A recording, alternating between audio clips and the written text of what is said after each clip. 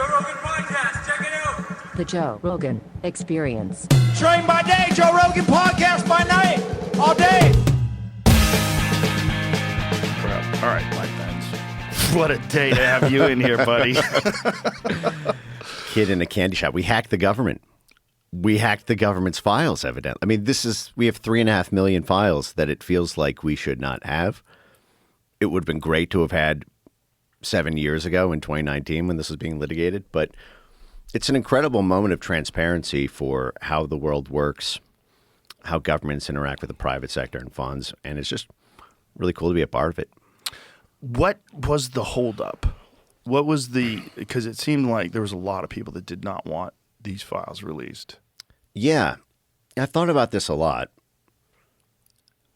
What we have access to now are internal documents from the Justice Department and the FBI that are normally, even though they're not classified, they are part of a criminal investigation, and so they're not normally disclosable to the public.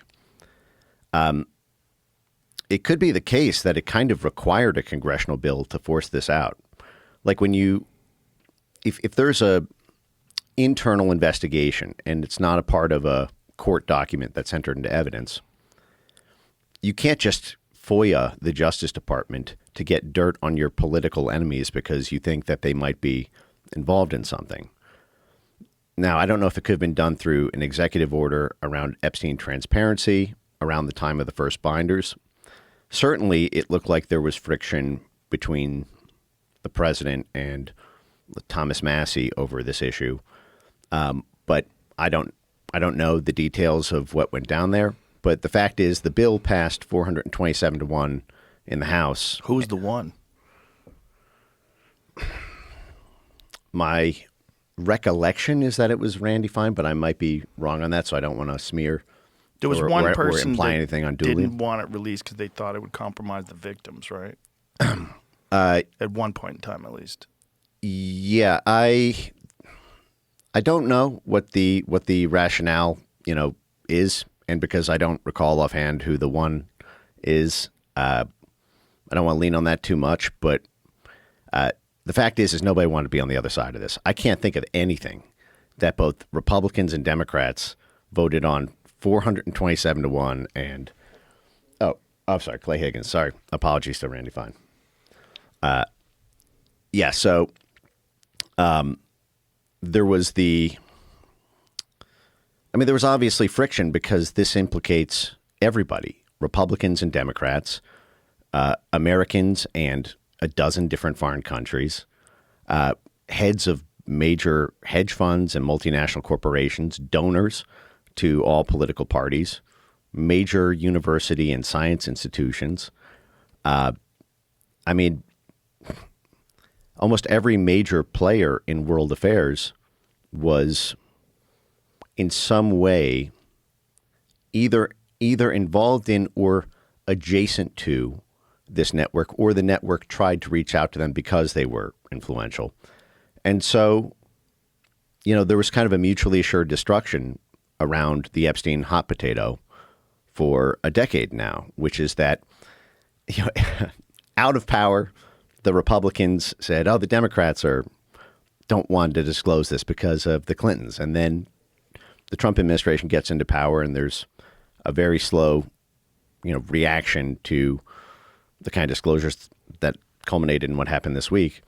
And so you had the Democrats saying, they're not disclosing it because of, Trump World and his associates. Meanwhile, they controlled the Justice Department and the FBI for 4 years and didn't release any. So it took a moment like this. And what's really interesting about it is this bill only compelled the disclosure. This law that passed in Congress only compelled the disclosure of Justice Department originated files. Justice Department, by extension, FBI is the investigative arm of the Justice Department. It does not compel CIA originated files. And one of the coolest moments of transparency we had last year in 2025 was when Tulsi Gabbard, as the ODNI, is the head of director of national intelligence in charge of the whole intelligence community, spearheaded the JFK files release, and we got basically fully unredacted documents. Now, I know there's a contest over how complete they are, but the fact is it was hundreds of thousands of files that had never been seen before, or unredacted versions of documents that had been fully or partially redacted for decades. The only reason that we have JFK files at all is because in 1992, Congress passed a bill to force the CIA to start turning over documents. The law, I believe, was called the JFK Records Collection Act, and it forced by law the CIA to establish this independent presidential assassination review board that would review documents for declassification and compel, on the basis of that independent body. Given all of the intelligence intrigue around Epstein and the fact that it is, in my view, physically impossible over Epstein's 40-year career in intelligence-adjacent work that there's not Epstein files that are CIA originated. And we actually, I saw this in the files that were just released. Jeffrey Epstein himself twice FOIA'd. That's the Freedom of Information Act, which is a law that I think came around in 1966, which allows any U.S. citizen to ask any government agency for all public records that it has about anything. There are certain things that get blocked in that. There were a lot of FOIA fights about COVID. Fauci, famously, there's this exchange where one of the folks in Fauci world says that they learned cool tricks from the FOIA lady about how to get around requests. But the fact is you can FOIA the CIA for records because that FOIA forces the CIA to give you declassified or unclassified records. And if it's classified, it'll issue a GLOMAR. We cannot confirm or deny and the existence or non-existence of classified information. Can we, before we get any further, the JFK stuff, I never heard anything about it. I mean, I know the files came out, but there was no big revelations. There was was there anything that came out of that was significant? I thought it was huge. I learned, I guess people are looking at the JFK files. Most people are looking at it for clues as to who killed JFK. Right. And I know that there are many researchers who specialize in the JFK assassination that have sharpened their theories, I suppose, on the basis of it in a useful way for whatever it's worth. For me, I was never expecting to see a CIA document saying, I, James Jesus Angleton, authorized the assassination of the President of the United States. But the fact is what it revealed were all of these tangential and ancillary documents that showed the structure of intelligence work at a very fine and detailed level, the kind of revelations that really only come around once in a generation. There's a video online by Michael Parenti, who was a CIA whistleblower around the time of the Iran-Contra hearings in the 1980s. And he says, pay attention to these hearings. This may be the last time for another 20, 30, 40 years that you ever get an inside look at the detailed minutia of a covert operation, because all of this was being blasted on a congressional jumbotron with hearings and formal congressional investigations and public testimony. And I sort of look at the JFK files release like that. We got a very detailed look at everything that was happening around effectively Operation Mongoose. Because can you refresh my memory? What was Mongoose again? Yeah, so there was Operation Mongoose and Operation Condor, which were related to the nominally. What you'll read is that they were related to the attempts by the CIA for Mongoose, for example, to destabilize the government of Cuba in order to induce a regime change. But because those efforts proved unsuccessful, they regionalized the conflict to do counter-communism work effectively throughout all of Latin America, the Caribbean, South America. And Operation Condor was effectively a kind of counterinsurgency strategy to stop the rise of left-wing Marxist groups who were trying to throw off the yoke of American imperialism, so to speak, as they put it. And so you had a massive CIA operation to try to tilt the internal politics of basically every country south of the border. And we got incredibly just detailed. I'll give you an example of one declassified document that's really wild. There's one document that is a CIA file with instructions to delete all physical copies of the document at the end that describes how the agency had internally authorized an attempt to assassinate, Castro by working through the Meyer-Lansky syndicate and hiring two hitmen that were in Miami and then had contacts with the Cuban exile community liaisons within Cuba. And so this was a formal agency file that described how a CIA case officer made contact with people from the mob, organized crime, with offers of payoffs, with very detailed logistics. You can find this. I did a whole video on it on my X subscriber thing. I'll put it on the top of my social media. But it also describes a really interesting Jeffrey Epstein-like figure. Robert Mayhew was a CIA asset. The JFK files, they describe how they got they sponsored a movie to simulate, I believe it was the president of Indonesia, having an affair with a blonde woman. They filmed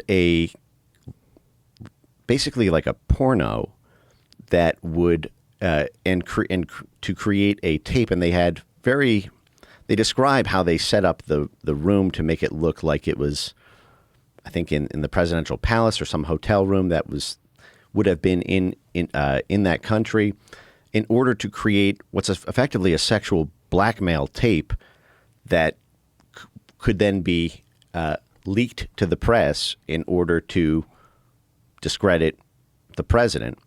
And you look at these in formal agency files, and on the one hand you go, okay, that was the 1960s. That was the early 1960s. That was before there was any oversight on the CIA at all. It wasn't until the Church Committee hearings in 1975, 1976 that we even had congressional oversight of the CIA. There was no Senate Intelligence Committee. There was no House Intelligence Committee at the time. And at that point, assassinations had not been outlawed. I mean, the CIA was allowed to assassinate people. There's since been a ban on that. So you go, okay, that's 60 years ago. But the fact is they did it. The fact is that is within the array of options that folks in covert operations saw as on the table. Working with the mob. Now, but that goes back a long time. I found it totally unsurprising. It's one of these things. It's just kind of the general theme. It's shocked but not surprised.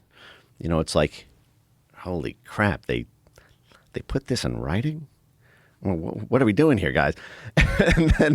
But you're like, but I'm not surprised they did it because I know they were doing all these other things. The fact is the CIA was working with the mob before there was a CIA.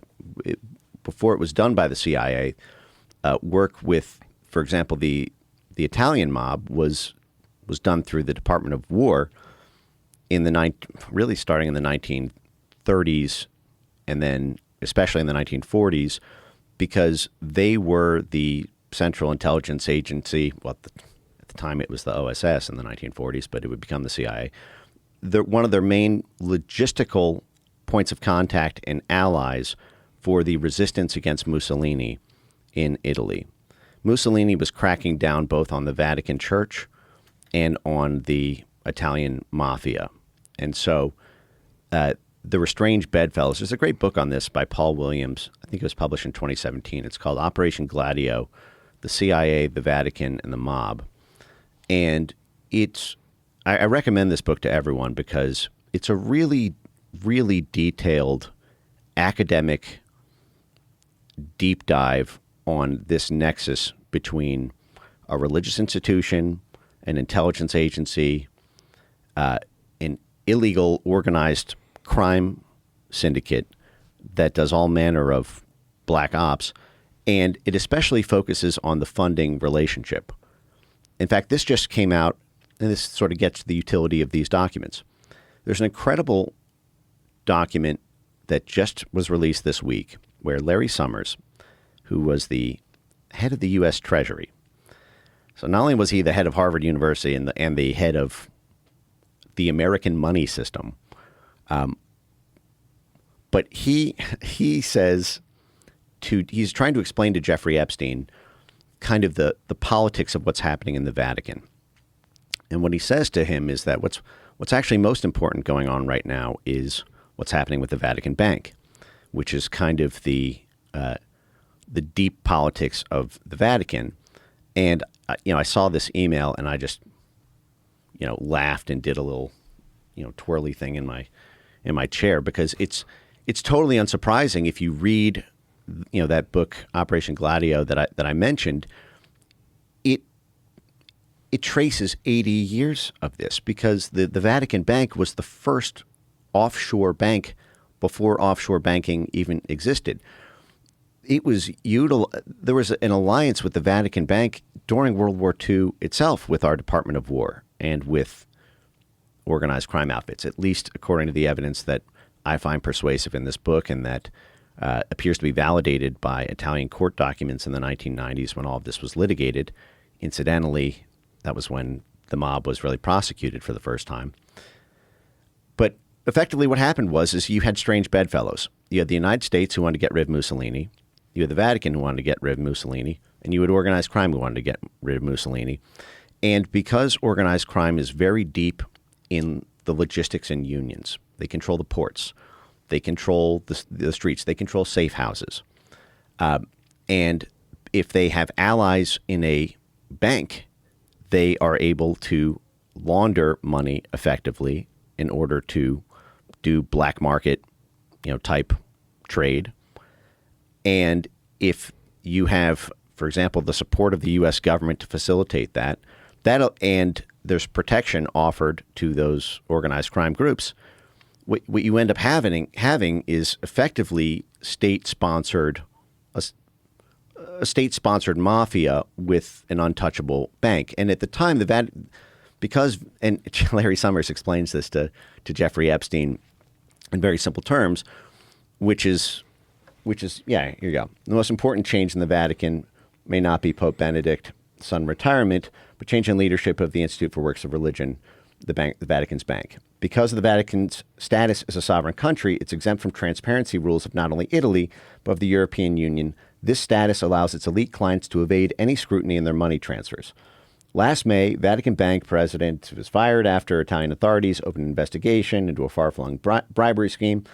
And he goes through this, but what's important here is the British, when we think of offshore banking now, it's usually associated with Cayman Islands, Jersey, Man, Panama, but Panama's sort of a different story. But it's usually associated with these kind of small island countries that are formerly, kind of their own territory, their own sort of sovereign territory.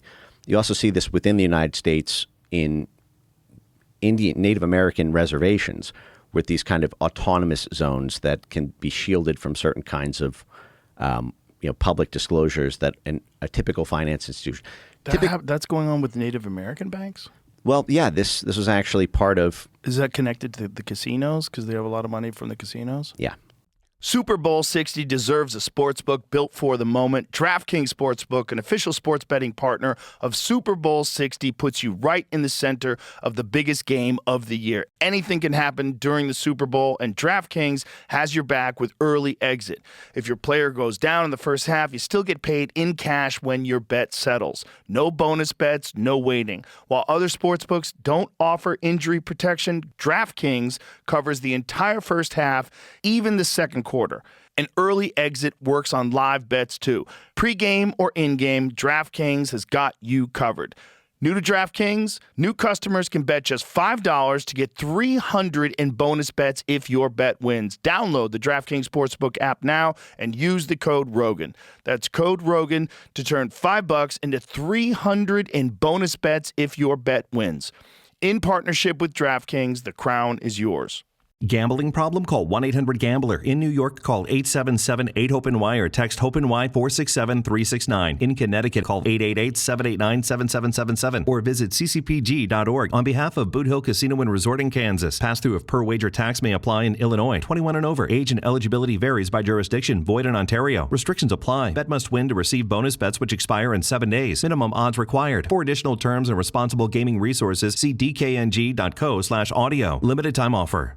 Yeah. Wow. Yeah. In fact, if you watch The Octopus Murders, which I think was HBO or Netflix or one of those. I heard it's great. I haven't seen it, but I heard it's awesome. It's fantastic. And, you know, it goes through how this was used effectively by the NSA during the Promise Software scandal and the Iran-Contra scandal of the 1980s, where you had basically the NSA and then the U.S. government running money laundering effectively through, you know, casinos on Native American sovereign territory. But the fact is in the 1940s, the Vatican Bank was really the only game in town.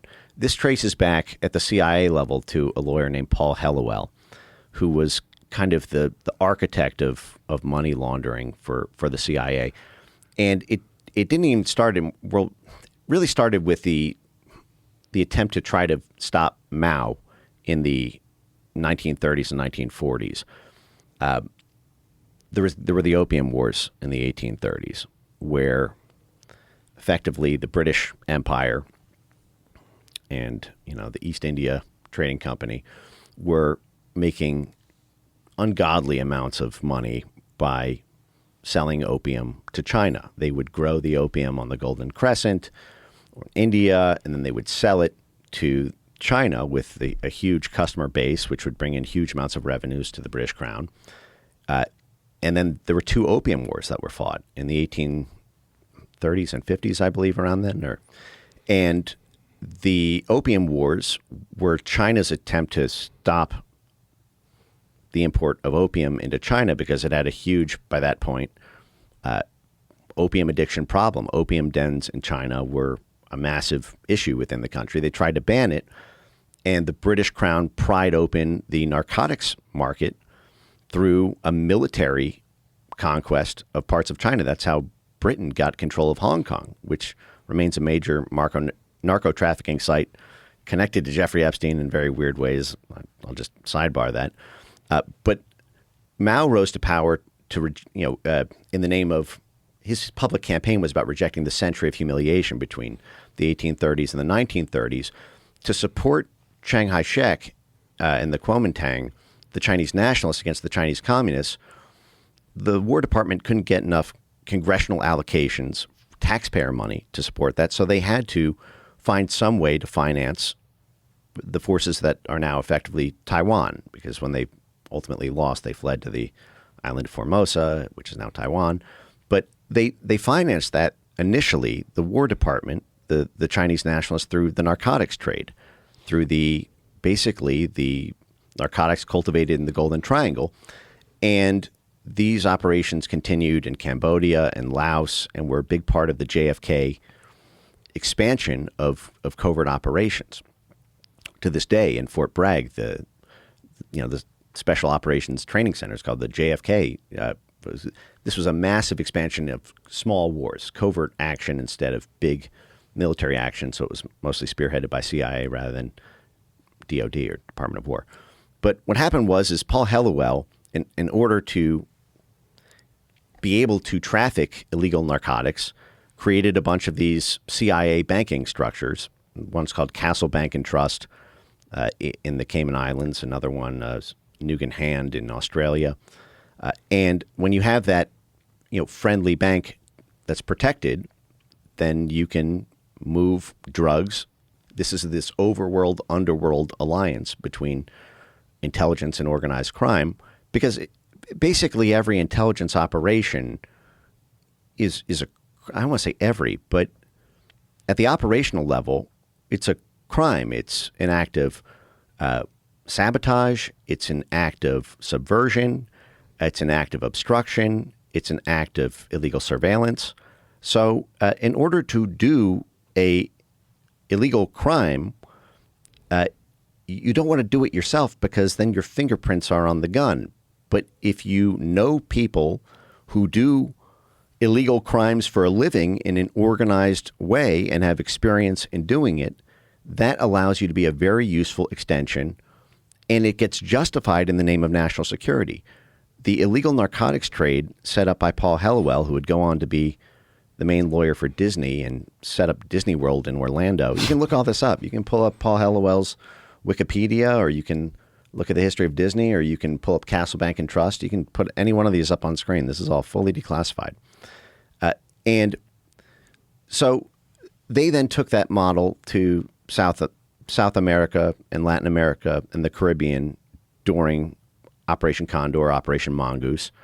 And this is part of what gave rise to the Iran-Contra that spawned Jeffrey Epstein, which was the CIA got busted running the same thing it did in 1940s China, which was a drugs for cash for guns operation.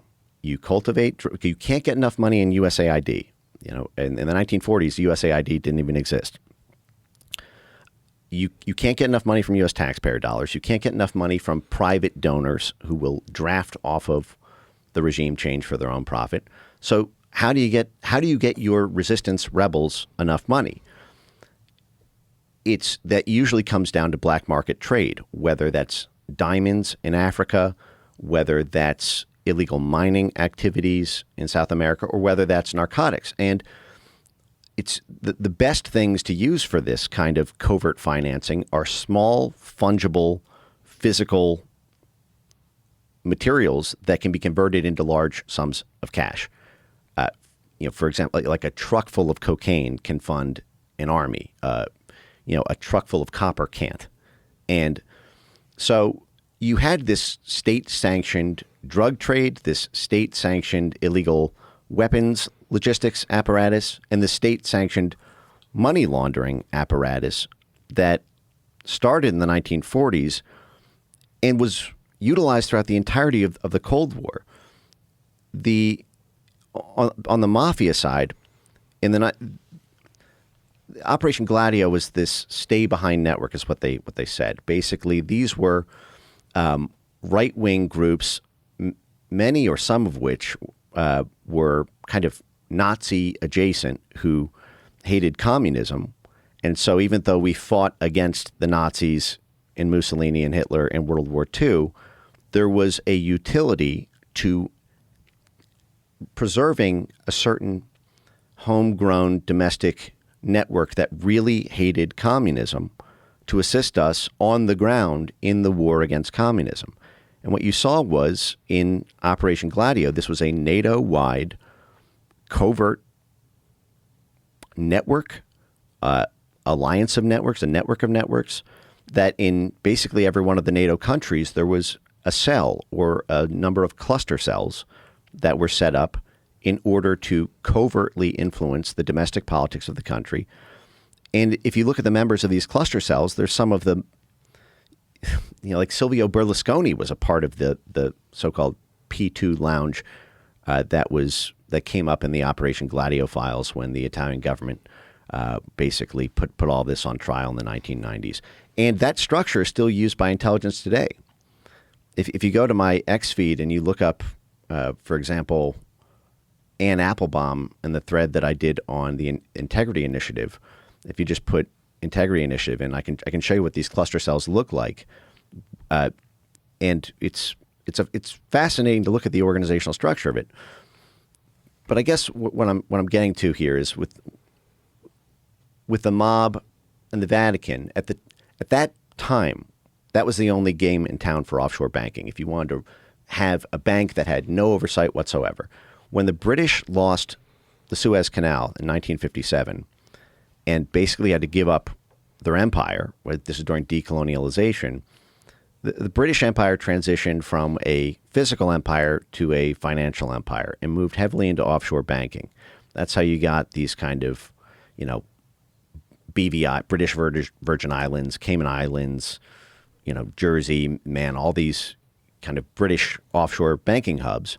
And with London as the capital of international finance, the British Empire was effectively able to maintain a comparable level of imperial vassal state control without having physical troops or physical territorial control. And so the Vatican Bank has lost a lot of its rank, I would say, in the international finance system since the 1940s because the market's so saturated now with offshore banking hubs. But that explains what's happening in this Larry Summers, Jeffrey Epstein exchange. One of the weirder things about these files is there's some stuff in there that you go, okay, one thing that we know happens is when something is true, a bunch of stuff gets attached to it that's both not true and also preposterous that allows you to sort of dismiss all of it together. Yeah. There's a lot of people thought about that with Pizzagate. And there's some stuff that I saw online that was like George W. Bush was like involved in ritual sacrifice or things along those lines, like killing babies and eating people and wild shit. Yeah. What do you think that stuff is? I don't know. I don't. Do you think it really occurs? What I'll say is this is a bad week to be a total Pizzagate denialist. You would feel a lot more comfortable about it a week ago than you would this week. I don't particularly focus, or I don't want to say care. I don't. My knowledge set on it is a lot more limited on it because I don't think it's a central crux of political influence. I don't know if it's kind of almost a inside joke in a certain way. Jeffrey Epstein himself in these emails is unbelievably trolly. He'll say things that are the kind of shit posts you say to a buddy or your brother or something that you don't mean. Right. It's You're tongue fucking around. Cheek. Yeah. But if you were a cynical, out to get you person who somehow obtained that text message, you'd say, "Oh, look, he said it." And so there's a lot of that going on. But the fact is I've seen a lot of images shared around the time period of when Pizzagate was popping off in 2016 that all I'll say is it doesn't look good or easily explainable. At the same time, a lot of those screenshots I have not, for most of these, for the things I've posted about or that I'm talking about here, I've gone to the Justice Department file. I've looked up the file number. I've confirmed whether or not the screenshot is actually what it is. For those, I have not yet, but I wouldn't feel totally confident saying there's no there. But that's about as far as I can go on that. When you say images, what are you talking about? Well, there's a lot of, if you look up pizza, for example, it's just as a keyword search, you'll see, or cheese or something. It looks like, in the DOJ database for these new files, you'll see a lot of things of people talking about pizza in a way that it seems like a code. It's kind of impossible to imagine it's actually to just do to pizza. a pizza. It's about okay. You know what I mean? But I don't.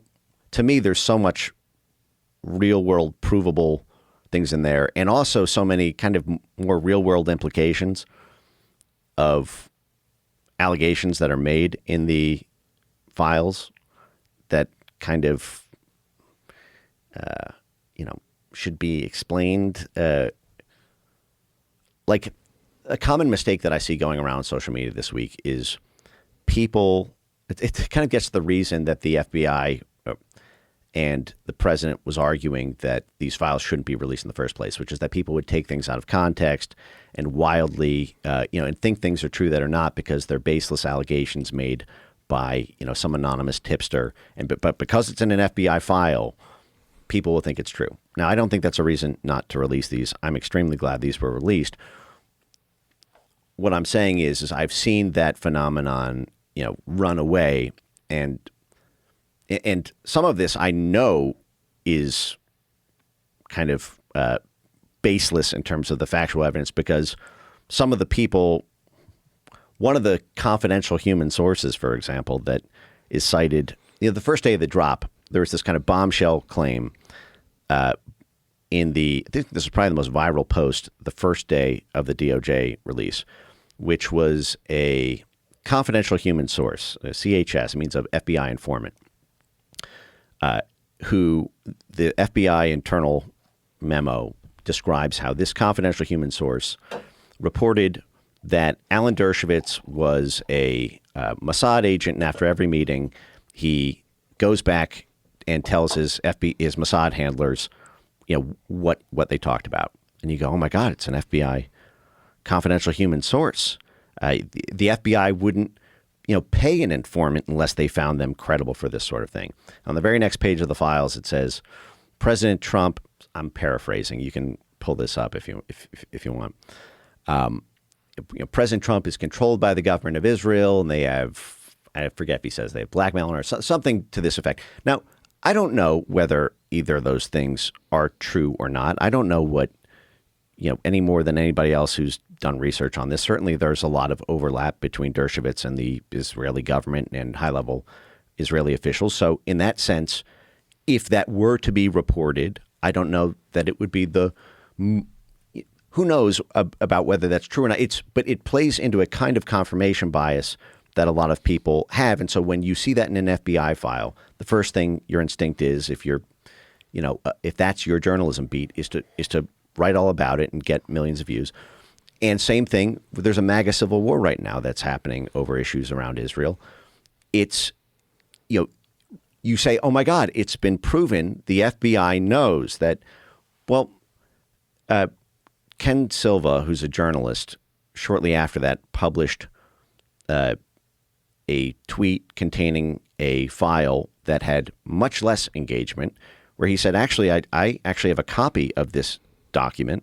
And again, I'm paraphrasing here, where it matches that document file number. It's got the same text, and it looks like that confidential human source is Chuck Johnson. Now, I saw that and I went, oh my God, because one morning I woke up to a text from that very person saying, this is about 2 years ago, I'd never met him, never talked to him, don't have his number. Somehow he got mine and messaged me on Signal to turn myself in because I'm going to prison. He then proceeded to look up my ex-wife and make allegations that I was a Mossad agent because she was a prostitute from a foreign country and involved in all these, Mossad black ops type things. Now, he didn't even get the name right. He found a different person with a similar spelling that, was, I guess, busted for prostitution or something, and then makes these giant claims on social media that, I had been married to a foreign spy prostitute or something. And then he goes on to message someone he thinks is my donor and threaten them to cut off funds because if he doesn't, then I've made the intelligence community very angry and they have deputized him to tell the person he thought was my donor that the intelligence services of the United States of America will crush the businesses of someone he thought was my donor if he doesn't cut off the funds he thought that person was giving to me. Okay? This is that confidential human source, or at least according to the reporting of Ken Silva. That the level of things that are untrue about that, combined with the fact that this very person is going around saying that he's not just an FBI informant, but that he actually can direct the intelligence agencies of the United States to crush someone's private practice if they don't change their discretionary donations to someone. Like, that's the person you're saying that person's comments to a FBI officer or task force prove these claims about Dershowitz and Trump? I mean, that's ridiculous. I know firsthand that there's zero credibility to those claims. Now, they may be true or not, but the fact is there's a lot of context to all of these. What is, just because it's said in an FBI file does not make it true. We learned that lesson in Russiagate. We learned that lesson with the Steele dossier. But that, I think that same sort of caution and prudence should be applied with these. And I think ultimately the truth wins out on these things. It just, takes longer than you might want to. It's so tangled. The whole thing is just, I think everybody who looks at it realizes this is a rabbit hole that just goes to the center of the earth. And there's so many people involved in that. Here's the big question that people ask. If there was a Jeffrey Epstein, and it seems like all these things he was involved in, is there a Jeffrey Epstein right now that we don't know about? There's a million of them. A million of them. I mean, this is why I find this. This is not the core of what I focus on, but I find it a really interesting field of study because it helps understand so many other U.S. government institutions and the relationship between government and private business. Jeffrey Epstein is part of a class of what are effectively professional fixers, and this is a kind of class of professional who sits not really within a particular government or private sector institution, but in the kind of sticky layer between them that connects them all. And I would say that, for example, people like Mark Rich, Bruce Rappaport, and I can go through all these figures and who they are, Robert Mayhew and these types, are just good case studies in how the intelligence world, the business community, uses. Let's take an example of Bruce Rappaport, and this is you can pull up on screen if you want. There's a great article. I think it's called. I think it's from 1988 or 1991. It's called "Intrigue in High Places: Oil Pipeline, Iraq." And then just Bruce Rappaport. It's R-A-P-P. Yeah, here you go. Pipeline deal, intrigue in high places. And I'll describe what happens here in a second. In fact, there's a great YouTube video on this as well. If you look up Bruce, just on YouTube, Bruce Rappaport, 1988, there's a great kind of couple-minute summary of all of this. But effectively what happened was, and let me start this by just Jeffrey Epstein got to Bear Stearns in 1976, and then worked there until 1980.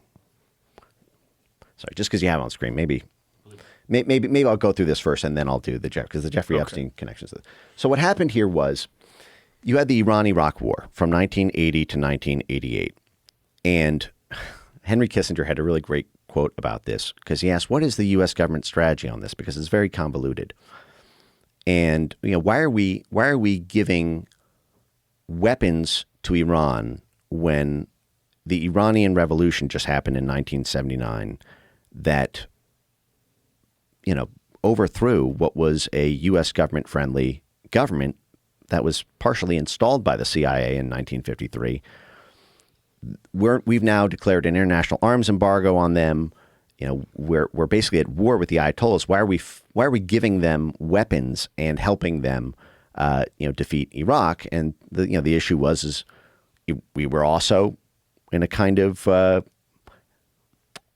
war over regional hegemony and oil with Iraq.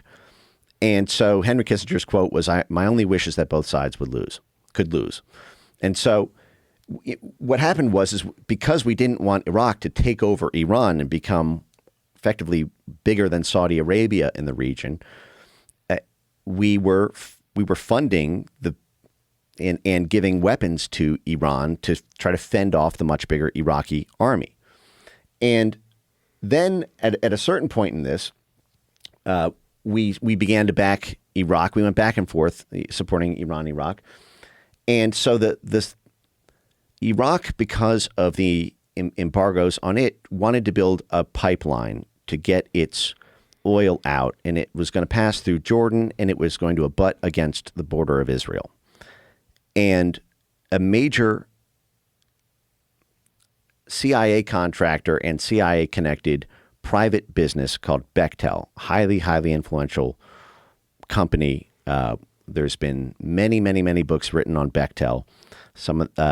And Bechtel is alive and well today. If there was a saga, for example, around the Stanford Internet Observatory, around the censorship industrial complex, when I visited the Stanford Internet Observatory and I went into the courtyard is sponsored by Bechtel. I think it's called the Bechtel Courtyard. But what happened is the Bechtel was promised by Iraq $1 billion contract in 1980, 80s money for constructing this pipeline. And the Central Intelligence Agency and the White House National Security Council, both for geostrategic reasons, wanted this pipeline built. The problem was they were afraid the Israeli government was going to sabotage the pipeline because Iraq was very hostile to Israel, and there was a lot of tension between the Iraqi government and the Israeli government, and they were afraid that if Bechtel got this contract and built this pipeline, that Israel would these pipelines are very fragile, and because it passes close to it, it's very possible that would happen. It would destroy both the CIA's goal and the private profiteer Bechtel's goal. So how do you solve that problem?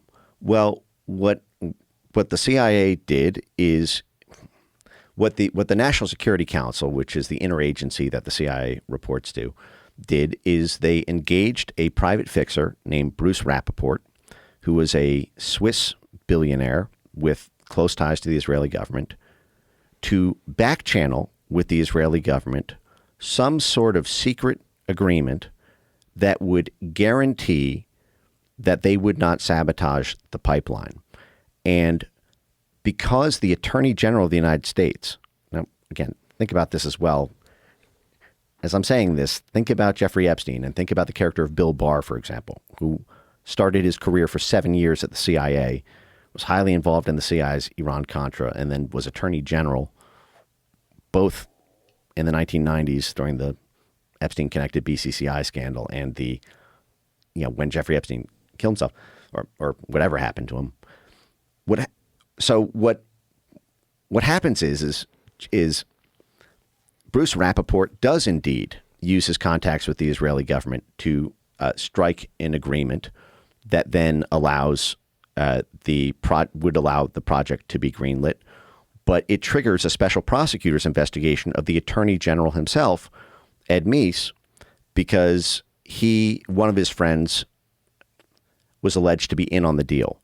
So they argued that effectively that through Bruce Rappaport, the Attorney General was striking a secret agreement with Israel to profit himself, a massive conflict of interest. And what ended up happening is Bruce Rappaport Rappaport stepped forward and said, no, it wasn't to profit. The terms weren't to profit the friend. It was the terms we secretly reached with Israel is that they were going to get like a 30% cut on the revenue of the pipeline, and that's what secured the buy-in. But the fact is Bruce Rappaport was not. Now, the other part of this is that the National Security Council told basically the overseas development arm of the U.S. government, formal U.S. government agency, to put American taxpayer funds to help subsidize the pipeline, that the Bechtel pipeline, and that government agency did not want to put up something like $400 million of taxpayer funds on it because they thought Bruce Rappaport was a very shady Epstein-like figure who had all sorts of sordid, details about his own past. So that government agency queried the CIA for all records about Bruce Rappaport. And the CIA gave them a limited hangout. They said, we only have a few documents that are responsive to it and no red flags. As it turned out, what the special prosecutor compelled from the CIA is that they had a whole dirty dossier on Bruce Rappaport. And if they had given that to the U.S. government agency, there couldn't have been support for the pipeline. Now, after all this scandal, the pipeline ended up not being built. But the point is here you have the same type of person as Jeffrey Epstein, the same regions and countries that are, involved in a significant part of the Epstein saga. You have the same structure of the intelligence community, private businesses, and, back channel deals with government officials. But because there was no 201 file on Bruce Rappaport, he was not formally a CIA asset. He was what's called a liaison, a contact, a facilitator, a friend of the station. Doesn't work for the CIA. He's got his own hedge fund. He's got his own, basically finance. He'll invest in commodities or foreign exchange or private portfolio companies. But sometimes he'll work with the CIA. Sometimes he won't. Depends on whether it's good for him. And in this case, he thought it was good for him to take this. Who knows what cut he himself got on it. But the fact is here you have the same type of you have every layer of this, from the Justice Department to the CIA to the private financiers to the private companies to real world geopolitical action. And this appears, in my view of it, to be exactly the model that Jeffrey Epstein himself replicated and was on parallel track with for his whole career. He's and I can get into that, but does that make sense in terms of this type of figure exists in basically in every country, in every industry, and they're not all as prominent as Epstein, but I would argue people like Mark Rich and at the time Bruce Rappaport kind of were. They don't all have these child sex trafficking that's the thing. Type things. This is the thing is what he was connected with. It makes me wonder, if he didn't have that sick thing where he liked underage girls, if he'd never gotten arrested, which was 2008 or something. When did he initially get arrested? 2006, but 2006. But he was the plea deal was 2008. Yeah. So if that hadn't happened, if you just got a guy who's getting of age prostitutes, we probably never hear about this. Yeah.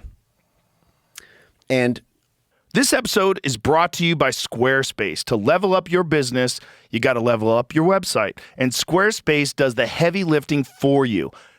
Even I use it to power my website. JoeRogan.com is powered by Squarespace. Squarespace gives you everything you need to claim your domain, professionally showcase your offerings, grow your brand, and get paid all in one place. Head to squarespace.com/Rogan for a free trial. And when you're ready to launch, use the offer code Rogan to save 10% off your first purchase of a website or domain. But that's crazy. And you can imagine very easily why because Epstein was involved in fraudulent financial activities his entire career. He was under SEC investigation at Bear Stearns in 1980 when he was involved in a deal. I think it was St. Joe's Mineral Company, which is owned by Seagram's, which was owned by the Bronfman family. He got in trouble with the SEC at that time. He then, as soon as he got in trouble, he left Bear Stearns and went out on his own, but then worked effectively at Bear Stearns off the book for the next decade. According to his own testimony, he had a continuous relationship with Bear Stearns for, I think he said 31 years. It was basically from the moment, from the 1970s, 1976 until 2007, 2008, when Bear Stearns collapsed while Jeffrey Epstein was in jail. But then Jeffrey Epstein, it appears to me almost impossible that Jeffrey Epstein was not working on BCCI pipeline deals while he was at Bear Stearns. Bear Stearns was one of the three biggest clearinghouses for BCCI transactions. BCCI is the Bank of Credit and Commerce International. Sometimes people call it the Bank of Crooks and Criminals International. It's an incredible saga of CIA banking gone wrong.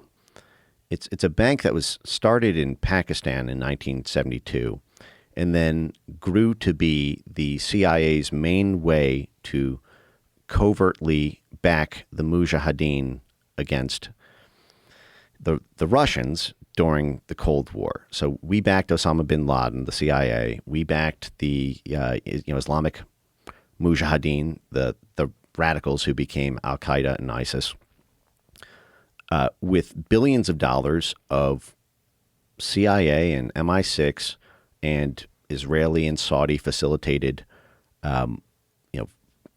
co-support and financial funds in order to do a Cold War operation, just like we talked about with strange bedfellows, backing right-wing organized crime to stop left-wing communism. We did the same thing in Afghanistan through the Pakistan-Afghanistan border to covertly run guns to the Mujahideen. In fact, there's a great YouTube video that I always like to play so that you can see it for yourself. It's really short. You can look up 1979 Zbigniew Brzezinski dropping out of a helicopter to tell the Mujahideen that both God and the United States government is on their side.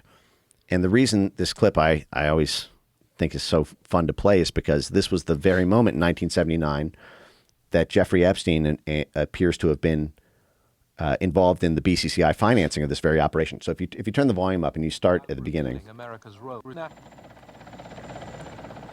U.S. National Security Advisor Brzezinski flew to Pakistan to set about rallying resistance.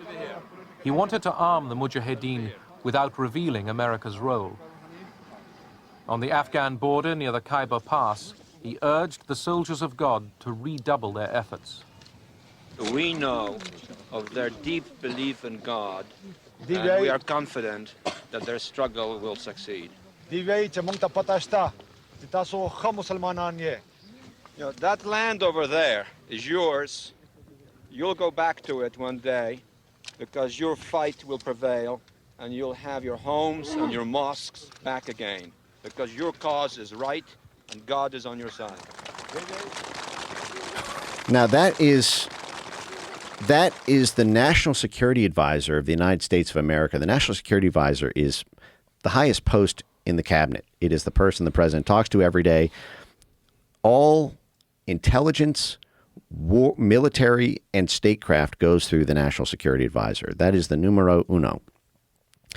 And he personally, in 1979, this didn't come out until years later, but we were covertly doing this.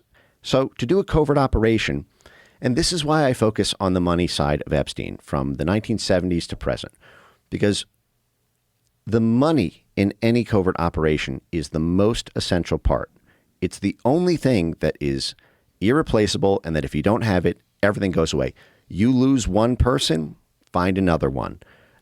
You lose one, logistics hub, can create another one with money. You lose money, you lose everything. You lose your ability to pay your informants. You lose your ability to bribe government officials. You lose your ability to, win the support of local institutions. We lost Vietnam, not really so much because we lost, at the kinetic war level, but because we lost the ability to fund it because it got defunded. So we literally couldn't do it anymore. And there's another great clip just to show how sophisticated CIA money laundering was even by the 1960s. Sorry, I'll stop doing this after, running around clip to clip after this, or I'll chill on it. But if you go to my X account, you can also find this on YouTube. There's a great, I believe it was CBS in the 1960s. It's called In the Pay. I think it's called In the Pay of the CIA, or but if you type in CIA money laundering, you'll see this great clip about how sophisticated CIA money laundering was already by the 1950s and 60s. And because everything the CIA does has to be laundered. It's a spy agency. If it writes a check, if it doesn't conceal the origins of the money, gigs up. So everything that is CIA has to move through some sort of money laundering mechanism. Well, to kind of, I guess, borrow a phrase from the president, somebody's doing the money laundering. You need outside contacts who do not work at the agency or necessarily for the agency to facilitate that money laundering. And that was done through, for example, the Pakistanis with BCCI, as well as contacts in London. That is what I believe Jeffrey Epstein was doing his entire career after that, from Towers Financial to his tenure with Leslie Wexner, to kind of the way I think that he helped model the Clinton Foundation itself with the Clintons in the early 2000s. And his expertise in that, I think, is what made him useful. Really not, well, it's more the connections of, I guess, donors and billionaires around him that made him the most useful. But the fact is he specialized when he went out on his own.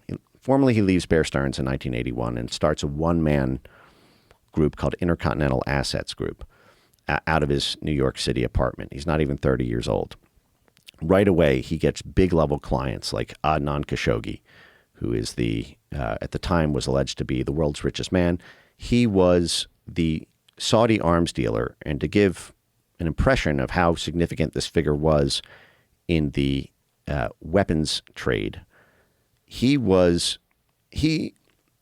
earned more in commissions from Lockheed Martin, Boeing, and I think one of the other big military contractors than every other commissions agent in the entire world combined. That's why, there were rumors that he was the world's richest man. In fact, we actually had legislation passed because of how influential he was. He was the one who, in 1983, flew to the National Security Council, to the White House, to orchestrate the Iran-Contra affair. He was the Saudi middleman that was part of this operation where the United States used the Saudi middleman, Adnan Khashoggi, to run guns to Israeli contacts to smuggle into Iran to fight off the Iraqis. I know it's a bit of a long sequence, but effectively you can think of it as the United States and Israel with Saudi Arabia in the middle. Now, Adnan Khashoggi was one of the major clients of the CIA's BCCI bank, and he was the host of the CIA's offshore operation that was created in 1976 called the Safari Club. In 1975, 1976, when the CIA started getting handcuffs put on it with the Church Committee hearings, Jeffrey Epstein starts his career at Bear Stearns in 1976, the very moment of the biggest shakeup of the CIA in CIA history. At that moment, the Church Committee hearings were ongoing, and the public was seeing, Colby and Angleton holding up a heart attack gun. How the CIA can kill someone and make it look like they died organically of a heart attack. Operation Chaos had just broke about the CIA funding student groups on American college campuses. COINTEL broke. MK Ultra broke. It was one house of horrors after another on everybody's TV that only had 3 news stations. And so Democrats were completely fired up about getting rid of the CIA or putting massive handcuffs on it, which is what they did. They created effectively what's now the Senate and House Intelligence Committees. So there's oversight of the CIA by the people's representatives. The first year Carter was in office in 1977, went through what was called the Halloween Massacre, fired 30% of all CIA operations personnel. They massively cut funding. And so in response to this, you had a set of stakeholders who wanted that CIA dirty work to still be doable, but they didn't have the legal authorization to run it out of the CIA. So what they did is they took the same group of international partners that the CIA had been working with. That includes Saudi Arabia, Israel, the UK, France, at the time Iran, because this was before the 1979 Iranian Revolution. They were all part of this thing called the Safari Club, which got its name from the Mount Safari. It was basically a resort club in Kenya, which was the main hub. Just like Colombia, for example, was the main U.S. government hub for logistics. It was kind of a foothold for our ability to do work in Venezuela or Guatemala or Nicaragua or Brazil. In Africa, Kenya was our main stronghold. And so, but Adnan Khashoggi ran that. This was basically a 7-8 country joint covert operations intelligence network. And it was informal. It wasn't technically the CIA. And it was set up you can pull the Wikipedia for this, actually, just so you don't need to take my word for it. Like literally the sanitized Wikipedia will tell you everything that I'm saying here.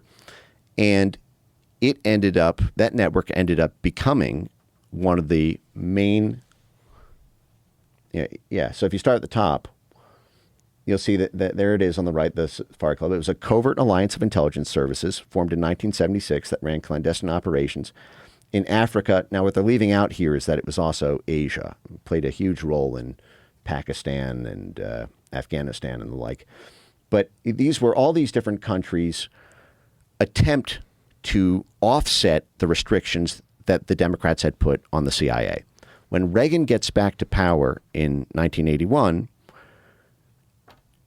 you still have these handcuffs on the CIA. You still have the Democrats controlling the House of Representatives. The Democrats did, so there was an international arms embargo. First of all, in 1979, the Iranian Revolution happens, and it's blamed on the CIA being cut back. The CIA helped install the Shah in 1953.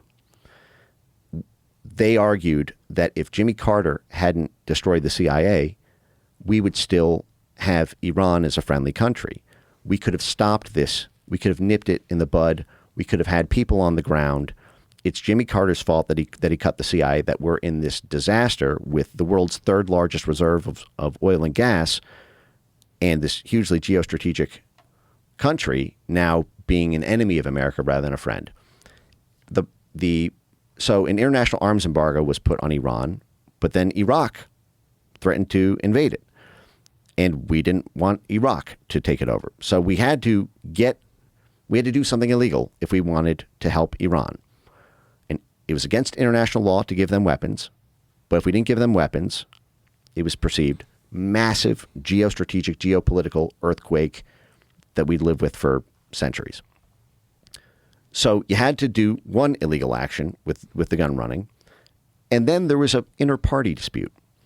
The Democrats at that time, the majority, did not want to do intervention in Nicaragua.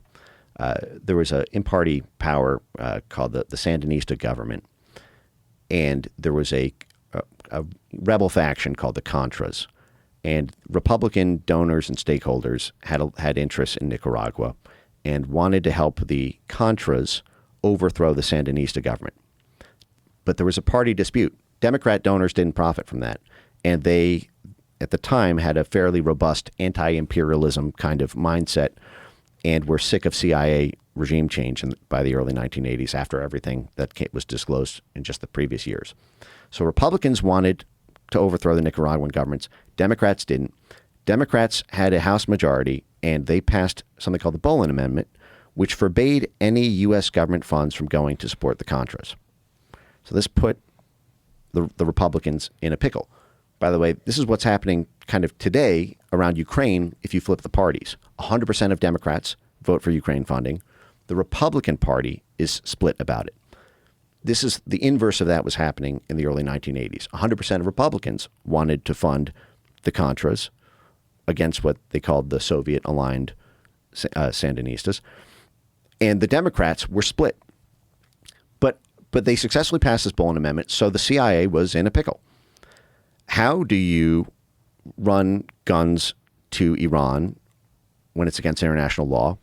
And how do you fund the Contras when it's illegal to spend U.S. government money to fund them? And so what they came up with is effectively the structure. I think it's the most useful structure for understanding American statecraft and intelligence activity to this day. What they came up with is what they called a structure called the Enterprise, which the CIA director Bill Casey referred to as a private, self-sustained, off-the-shelf, standalone entity that did not exist within the U.S. government, but was instead, it comprised, the money came from outside fixers who would then effectively channel donor money and black market trade to fund the Contras. So the money didn't come from U.S. taxpayers. It didn't come from U.S. aid. It didn't come from an allocation from the U.S. Department of War or foreign assistance from the Department of State. As it turned out, the money came from, cocaine and a couple of other things. But that this was the famous Freeway Ricky Ross. Yeah, Gary Webb. Yeah. John Kerry, and this was the soup that Jeffrey Epstein was coming up in. And a funny story related to this is that the main airline used to transport the drugs and guns in the drugs for cash for guns operation was a CI proprietary airline called Southern Air Transport. Southern Air Transport was the proprietary CIA airline, meaning it was owned and operated exclusively by the Central Intelligence Agency. And it was the airliner that all these aircraft moved through. Iran-Contra was basically the early 1980s up until like the mid-late 1980s. It was based in Miami.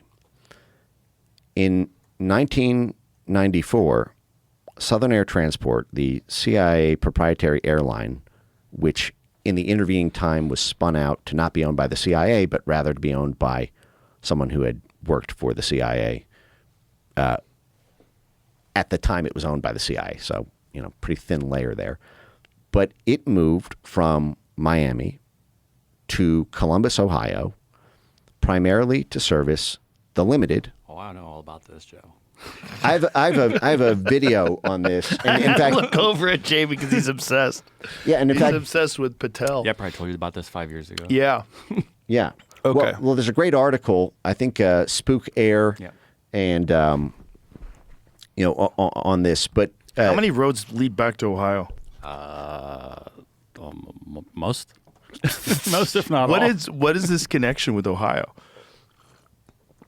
Well, Ohio was, if you remember, kind of the origins of organized crime in the United States really goes back to the Prohibition era when you had this Midwestern mafia syndicate around Cincinnati, and then it moved into Dayton and Columbus and adjacent to Chicago and this whole sort of hub around Prohibition, and then Prohibition was 1920 to 1933.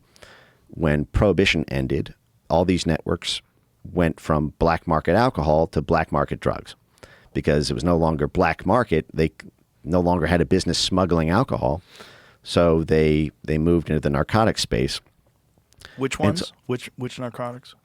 Well, it was primarily opium in the 1930s. This was part of Opium, really? Well, yeah. Because in the 1930s was when you had, as we discussed, the Department of War's alliance with Chiang Kai-shek and the Kuomintang, the Chinese nationalists. The supply for, the supply for heroin, for example, or opium, it comes from Asia. It comes from the Golden Crescent, the Golden Triangle, and the way this logistics chain moved was our CIA, War Department backed rebel groups in Asia. They sat territorially on the Golden Triangle. They would cultivate the opium. They would basically fly it out on military aircraft. It went to Europe for processing. In France was one of the main. This is this kind of French connection saga, which again Jeffrey Epstein is weirdly connected to, and I can tell you about that if you're interested.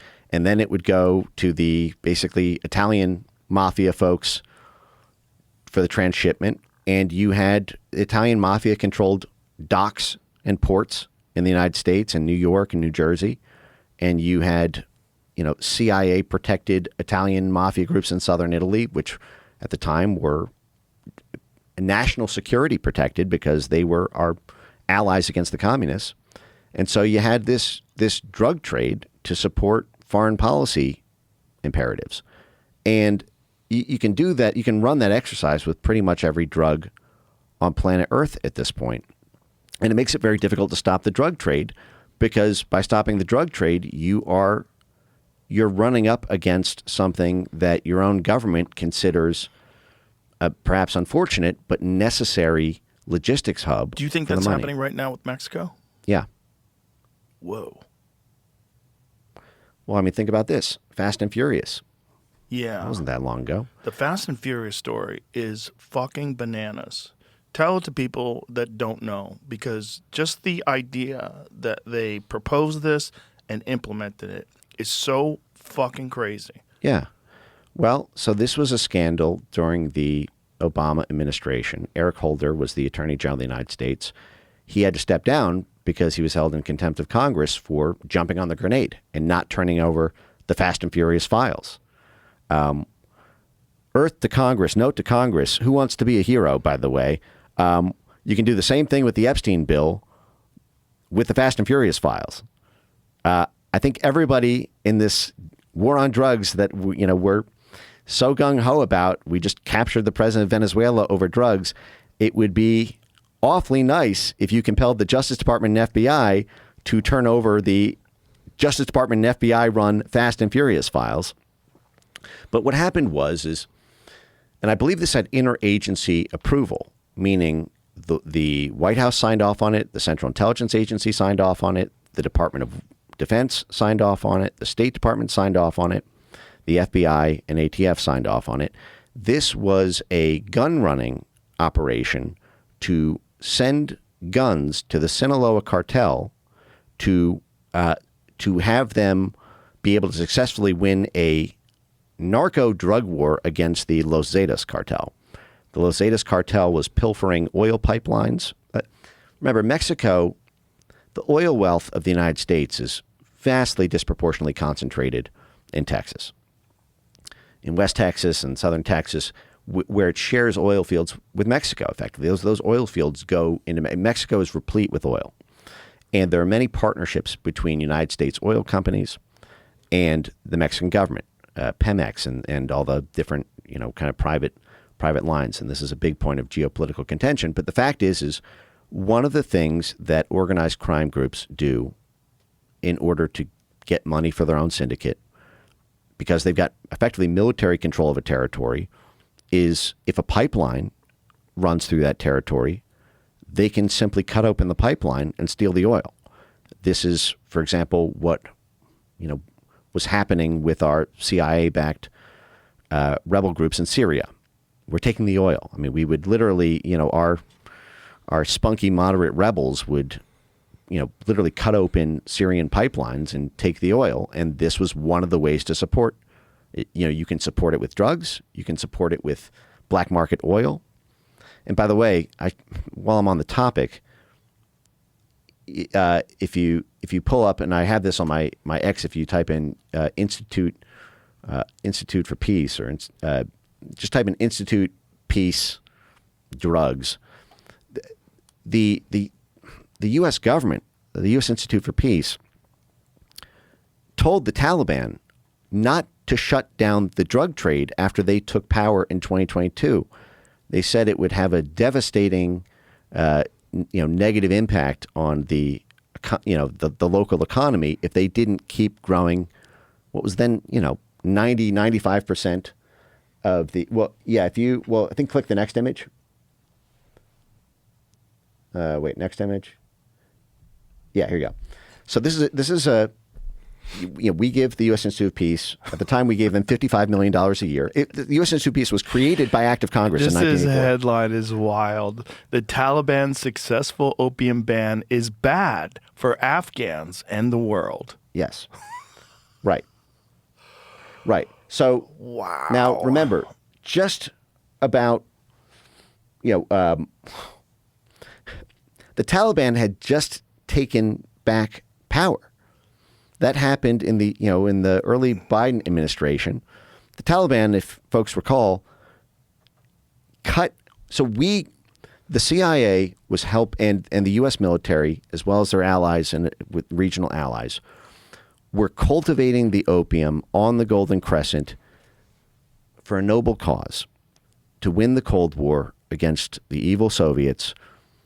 This was a big part of the funding for the Mujahideen. And this was one of the big scandals that ended up enveloping BCCI, the CIA's bank, because it was non-compliant with any banking regulations. It all moved offshore. The drug money, the drug logistics chain that the CIA built for the Mujahideen then moved through the drugs money laundering chain at the CIA bank. And this apparatus had scaled for 20 years by the late 1990s.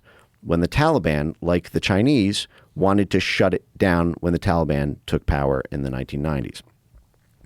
And they did that. They cut the opium down to effectively zero in 1999, and this is all open source. And then, we invade Afghanistan in, 2001, 2003. It becomes a U.S. military-occupied zone, and it goes from 0% of the world's heroin to 95% of the world's heroin, all under U.S. military occupation. In fact, we installed their dictator, whose brother was the main drug kingpin of the whole country. And some of this moved through the Cold War CIA-backed Turkish Grey Wolves outfit. And there's a funny quote, I think, in the Michael Hastings article on Stanley McChrystal, where Stanley McChrystal's team refers to Hamid Karzai's funny little hat that he wore. Hamid Karzai was the CIA-installed, strongman after we took over Afghanistan. He referred to his hat as the Grey Wolf's vagina. I mean, basically saying, like, this is the drug logistics orifice. But leaving that aside, what I'm getting to is you have this banking network. You have all these logistics chains. Jeffrey Epstein, his first 10 years, when his come up is made through this whole network. It turns out that Bear Stearns opened a trading desk to clear BCCI transactions in 1978. Jeffrey Epstein's mentor, the person who actually recruited him to apply to Bear Stearns, was a guy named Ace Greenberg. Ace Greenberg then was a senior executive at the time, and then I think in 1978 or 1979 he becomes CEO, so the head of Bear Stearns. So he sets Jeffrey Epstein up with his daughter. So Jeffrey Epstein is a young kid. People wonder, how did Jeffrey Epstein make partner at Bear Stearns so fast? Well, there's a couple explanations. One is the guy who brought him into the firm quickly became CEO thereafter, and Jeffrey Epstein was dating his daughter. The New York Times actually reported this about a month and a half ago by getting the insider testimony of a dozen people who worked at Bear Stearns at the time. And so, he's dating the boss's daughter, but also Ace Greenberg is the CEO, would have to approve all of these transactions, and it looks like was involved in, these clearinghouse activities. What happened was Bear Stearns cleared about $13 billion worth of BCCI transactions, and it looks like these transactions were involved in the very same Adnan Khashoggi, so Saudi, and Doug Leese, who was a British arms dealer that Jeffrey Epstein was flying to London to meet with and working with all those years. And Bear Stearns was doing it through this entity called Capcom, which was what the Senate report on the BCCI scandal referred to as the bank within the bank of BCCI. So kind of the inner sanctum of. Now that Capcom was owned by Kamal Adem, who was the he was the chief spy for Saudi Arabia.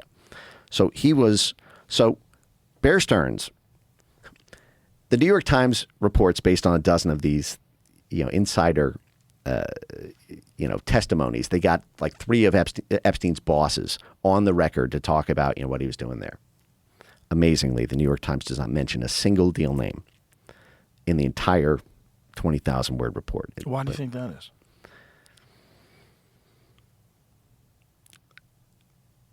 It might not be news fit to print. Also, I can be charitable and say they just might not know. They might think that, I don't think that the New York Times has a pinky of the specialization in Jeffrey Epstein cinematic universe knowledge that your random anonymous egg account on X has. So they might not know about Bear Stearns doing BCCI transactions. They might not know what, if you don't know the material, you don't necessarily know what to ask. That's me being charitable.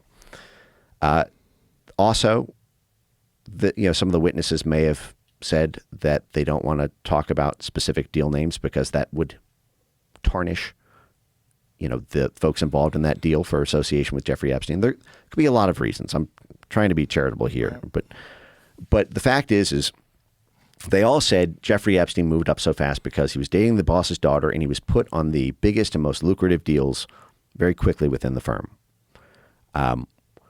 And given the incredible volume that Bear Stearns appears to have been moving through BCCI, and BCCI being the hottest ticket in town then in the late 1970s, it was literally the main vehicle for the U.S. government to covertly launder funds. Capcom, according to the Senate Intelligence Report and the Justice Department investigations, was the main vehicle for funding the Mujahideen. 50% of those trades, and they laundered it illegally, which requires a brokerage, a clearinghouse to prove it. The way this is set up is you have a bank. You've got a money launderer and you've got a clearinghouse. The bank was the CIA bank, BCCI. The money launderer was the CIA's literal direct partner in this, the Saudis. Capcom was run by the chief Saudi spy master. And then in 1982, Jeffrey Epstein obtained a fake Saudi passport. It was a fake Austrian passport because that was a big loophole passport during the Cold War for spies, but it said his residence was Saudi Arabia. We didn't find this out until 2019 when his safe was raided. But at that exact time, Jeffrey Epstein has this fake Saudi passport. And it's being done to support the CIA-backed rebel group, the Mujahideen in Afghanistan. But that requires a clearinghouse to clear those money laundering trades. They were using these mirrored commodities trades, which is this technique of basically selling to yourself to make money look clean, so that it looks like profit, and it looks like you won or lost it in a market trade rather than through drug money. And then they were then sending that on to the Mujahideen. But the fact is at the same time that was happening, Adnan Khashoggi, who had become Jeffrey Epstein's client in the 1980s when he went on his own, was the one facilitating the weapons. You have this drugs for cash for guns. The person, so the bank that's that's turning the drugs into clean cash, that the head of the Saudi spy master is running that part of the banking side, and then you've got the Saudi arms dealer who is moving it illegally into Iran, working hand in glove with the CIA and the National Security Council the whole time. You have a illegal financial enterprise protected at the highest level by the United States government, the U.S. intelligence services, and by proxy, the Justice Department itself. Can you imagine the Justice Department prosecuting it while that operation was ongoing? Any defendant, you asked what are the great reveals in the JFK files, and I'd be remiss if I didn't bring up the case of Rolando Masfer. There's an incredible document in the JFK files that Tulsi Gabbard released last year, which is a CIA document that describes, I think the quote is, massive damage if the Justice Department pursues a criminal case against a guy named Rolando Masfer. If you just type in Rolando Masfer JFK files 2025 release, or like massive damage or something like that, you'll see this. It's an unbelievably incredible document. What it documents is that there was a dispute between the CIA and the State Department. The State Department sets foreign policy. The CIA is supposed to serve covertly the State Department. The CIA is the junior seat at the table. Nobody ever goes from being head of the State Department to head of the CIA. That's a demotion. The CIA is supposed to be kind of I use like the Sopranos reference.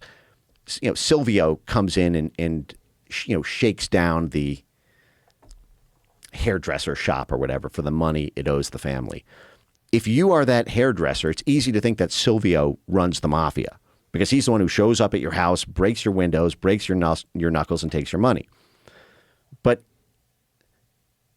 Silvio is not doing that because he runs it. He's doing it because the person setting the policy of the enterprise, Tony, is the boss of it. The way it's supposed to work is the State Department sets policy and the CIA does or organizes the plausibly deniable dirty work to achieve it, if that is necessary to achieve that foreign policy.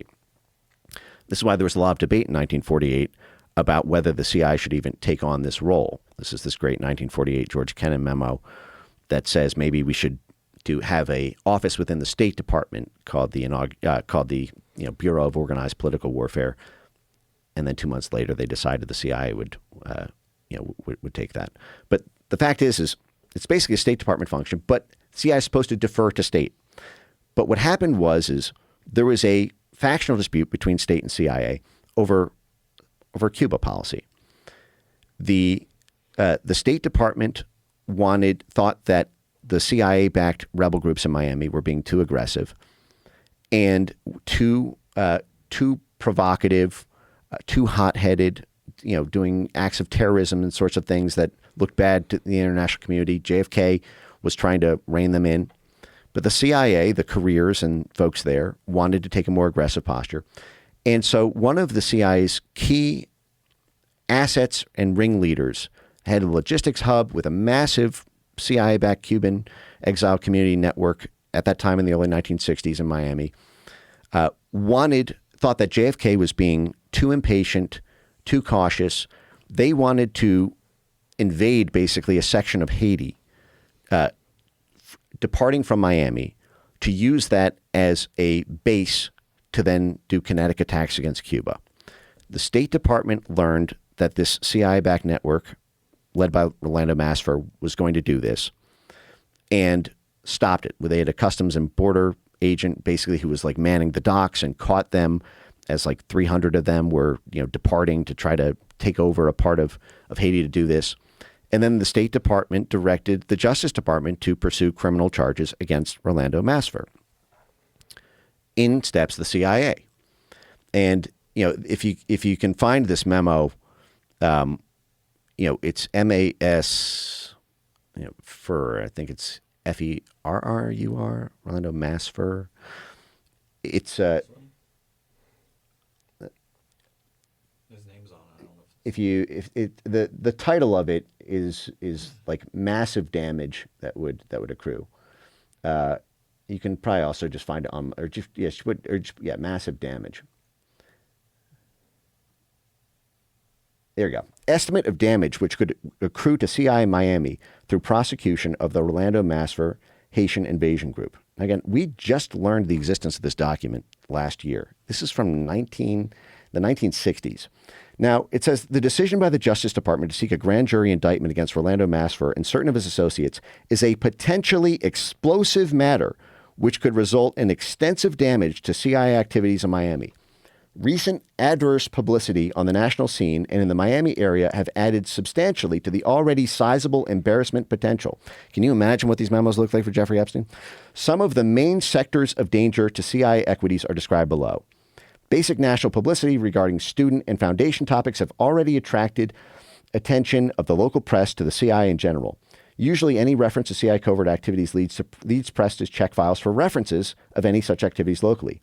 However, before this action can be taken, the story regarding, and then he goes over the Pan Am Foundation, the University of Miami, which was what hosted JM Wave. The University of Miami, then the CIA's largest station house in the world, it was called JM Wave, was hosted in a facility off of the University of Miami campus. Again, the biggest CIA station house in the entire world. The CIA, so it goes on to say that, there have been all these... The top paragraph is saying, we're under a lot of pressure, Justice Department. The public is already losing support for the CIA because of all these other disclosures. And it will be disastrous if you pursue the prosecution of him because Rolando Masfer is going to squeal. So I think if you go down to the next page, he says, as has been the case for the past 6 years, and then he says, basically, the CIA has been working with the head, the president and treasurer of the University of Miami.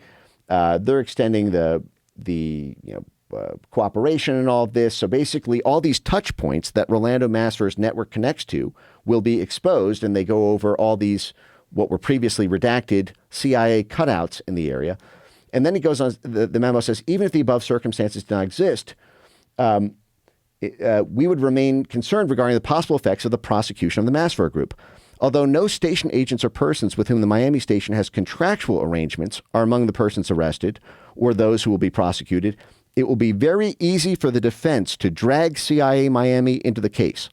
The defense has only to obtain testimony, true or perjured, they concede will be true, from one of the defendants or summon as defense witnesses one or more disaffected former agents of the CIA station in order to begin a chain reaction surfacing such detail and rumor concerning CIA operations against the Cuban target.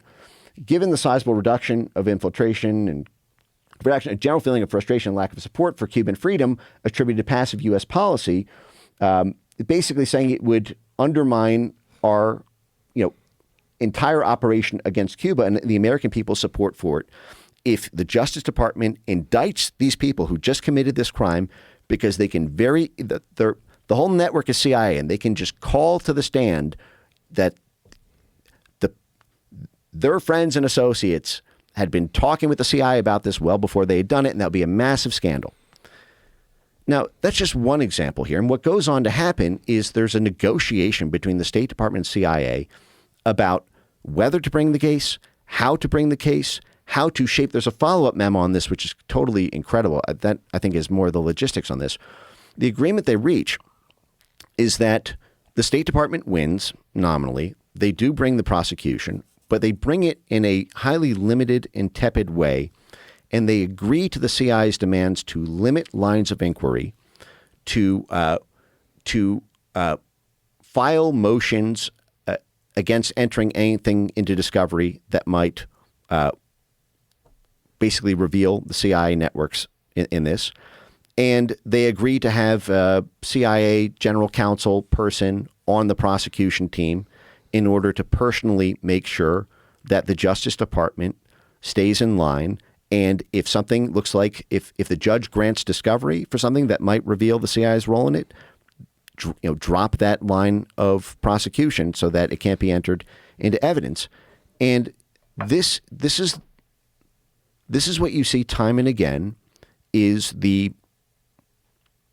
how these networks get protected, whether it's drug cases, whether it's foreign policy scandal cases, whether it's money laundering cases. I believe in the Mark Rich case, part of I think his lawyer cited at one point, or maybe it was in his pardon application, the work that he had done for U.S. intelligence services as part of the reason that he should be granted leniency.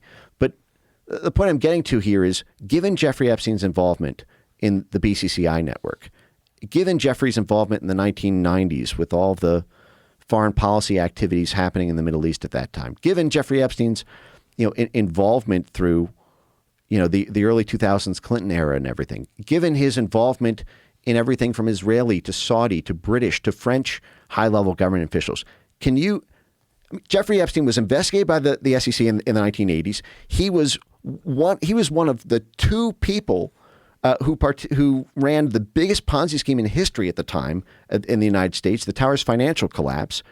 Epstein's business partner goes to jail for like 30 years or 20 years or whatever. But Epstein skates completely free.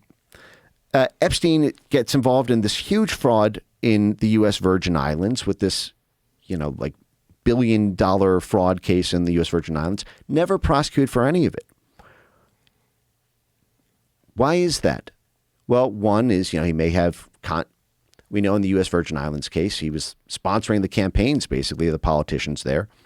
The prosecutors answer to the politicians. Could be that. But I would be shocked if there, in 40 years of this Where's Waldo, Forrest Gump, he's always in the room, in 40 years of American foreign policy and intelligence activity, money sourcing for all the crimes that Epstein committed, the concern was the same one they had with Rolando Masfer. Don't bring the case, and if you do, bring it in a highly limited way. And that's exactly what happened in 2006, the first time he was indicted. Everybody was up in arms that it was a sweetheart plea deal. It gave protection to all co-conspirators, known and unknown. And it was swooped in quickly before, there was a trial in full, so that lines of evidence couldn't be opened about the network. It's just crazy that statutory rape is what took it all down, right? Because it's underage hand jobs, right? That's what took it all down. Yeah, I mean, it seems to be what took Jeffrey Epstein down. Kind of crazy. Even that has a really interesting geopolitical history. There was a similar scandal in the early 2000s with a private military contractor called DynCorp, which again runs through this Adnan Khashoggi kind of Middle Eastern network. DynCorp got in trouble for trafficking, facilitating the traffic. It was a major U.S. military and CIA contractor for logistics and institutional support and military assistance on the ground for the U.S. military all over the world. They got in trouble basically trafficking underage kids to Middle Eastern sheikhs. And I believe in the early 2000s, and I believe the reason that was alleged by Congress that they did that was to juice the deals with them. That basically, these people who were critical if you're operating on the ground in Kuwait or, pick your Middle Eastern, country, in order to serve your purpose for the U.S. government to be this outside, plausibly deniable, but extensively infrastructured professional support outfit on the ground, you need the support of the local government. You need the support of the local high-level officials. They need to be happy.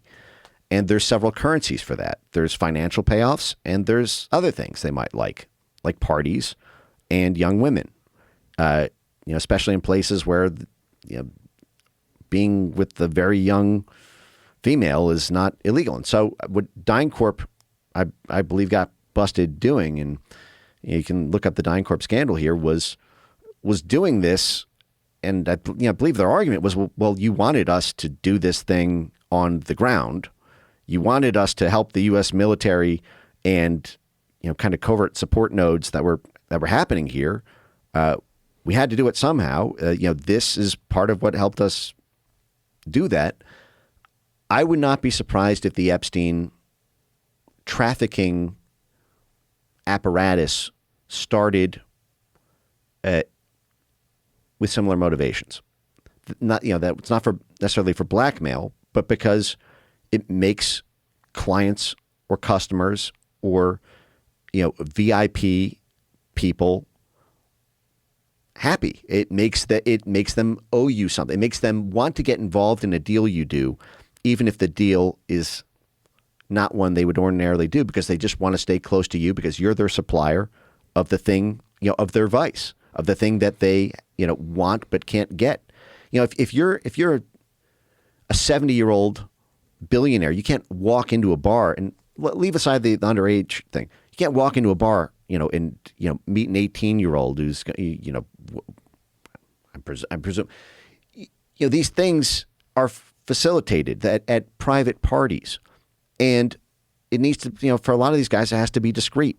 They've got wives, they've got reputations, and there's an aspect of this that plays out at every institution. I worked at a New York law firm, and there's ways that you can make partner. At least this was kind of the vibe that I felt like. Some people make partner because they're really good technically at what they do. They're just amazing. They're just technical whizzes on the minutia of how to structure a merger or acquisition. They're just really great at structuring an offshore banking transaction, or they just know absolutely everything about tax law. There's some people who move up because of nepotism. They're the brother and they're the son-in-law of a major partner. There's some people who make partner because they brought in one client who's just a really big rainmaker. And there's some people who move up because they open doors to partners while they're associates. They introduce them to someone. They host events. They've got, tickets to exclusive things. And the partners just like being around that person because they get access to that person in a currency that they can't get on their own.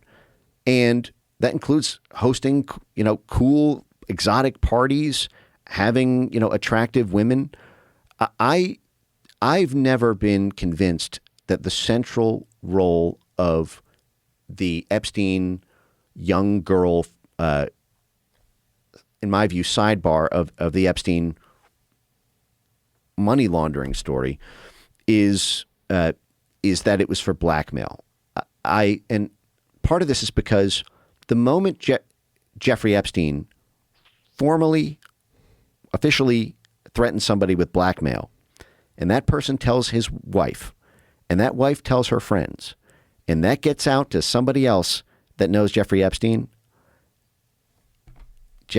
access goes away overnight. That's the sort of thing that even a rumor of that spreading, and nobody else is going to want to do business with them. So you think people just assume it's blackmail because that is how you would blackmail someone, especially underage girls? I think it is very possible that there could have been indirect blackmail, meaning Epstein passes it on to an intelligence service, to a corporate espionage client or something, and they use that for their own purposes. But even then, I mean, imagine, for example, if, like on the Bill Gates thing, like there was Bill Gates gets an email.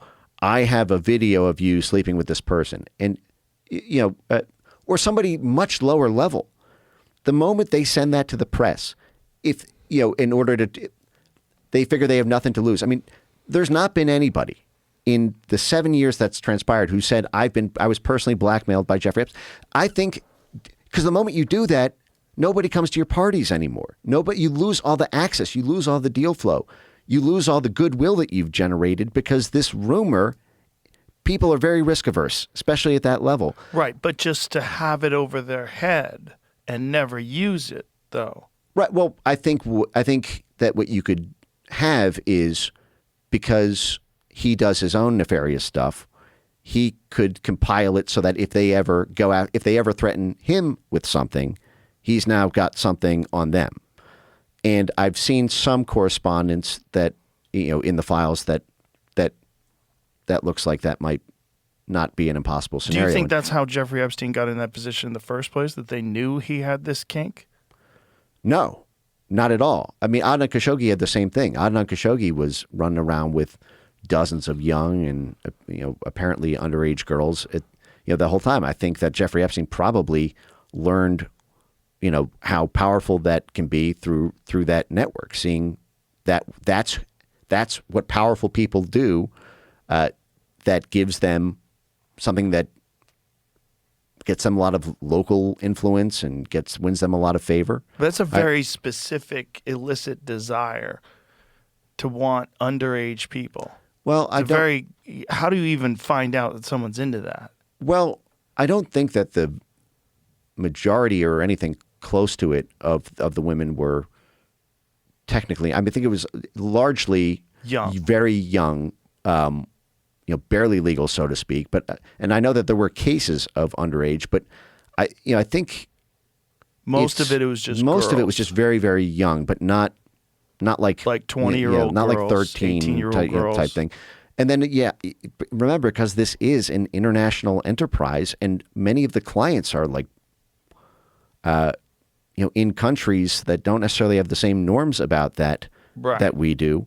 You can very easily see someone getting involved in that just because girls juice deals. And so I don't think that Epstein, I've not seen evidence, and in my view, you don't need any of that to understand the core part of the Epstein story that has relevance to your life today in terms of your own government and the workings of power and corporate finance and the like.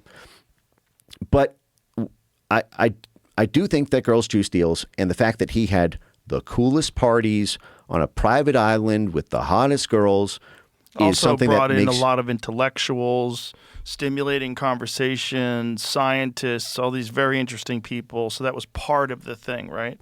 That was the draw. Try hosting a cool party as a guy with a bad ratio, so to speak.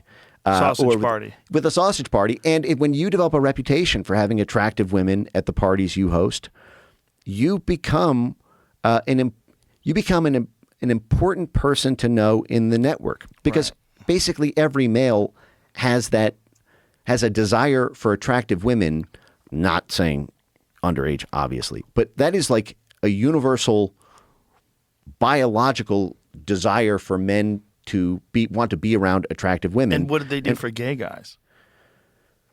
I have no idea. Is that a part of the file or the lore? I've not seen evidence of it. Or if I have, I can't recall it offhand. But again, the whole point is he's throwing these very attractive, cool parties to get all these people together. But that's what juices deals. Right. If you take this scenario, Epstein's running a fund. A donor, a colleague, someone that he'd like to do a favor for, or an intelligence service says, hey, we're trying to get a pipeline built in the Middle East. we need a facilitator to help arrange private outside funding for it, so this thing can be constructed, and it doesn't look like it's coming from the U.S. government or just. But the U.S. government will provide some sort of loan guarantee or something on it. But we can't raise enough money to do this. It needs to come from the outside. But it would really help American national security, and there's probably something in it for you if you can get this done.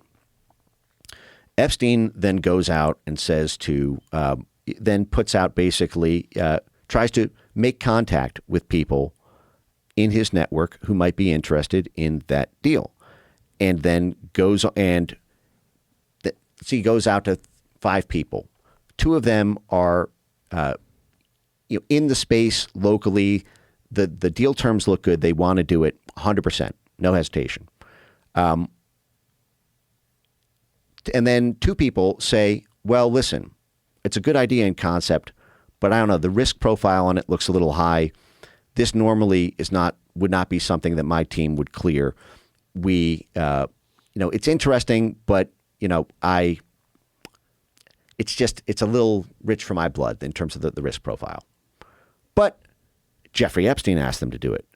And Jeffrey Epstein, for the past 3 years of their lives has been the best weekend they've ever had, has made them feel alive again in their mid 50s or 60s, has opened all sorts of other deals for them, and this deal might work out.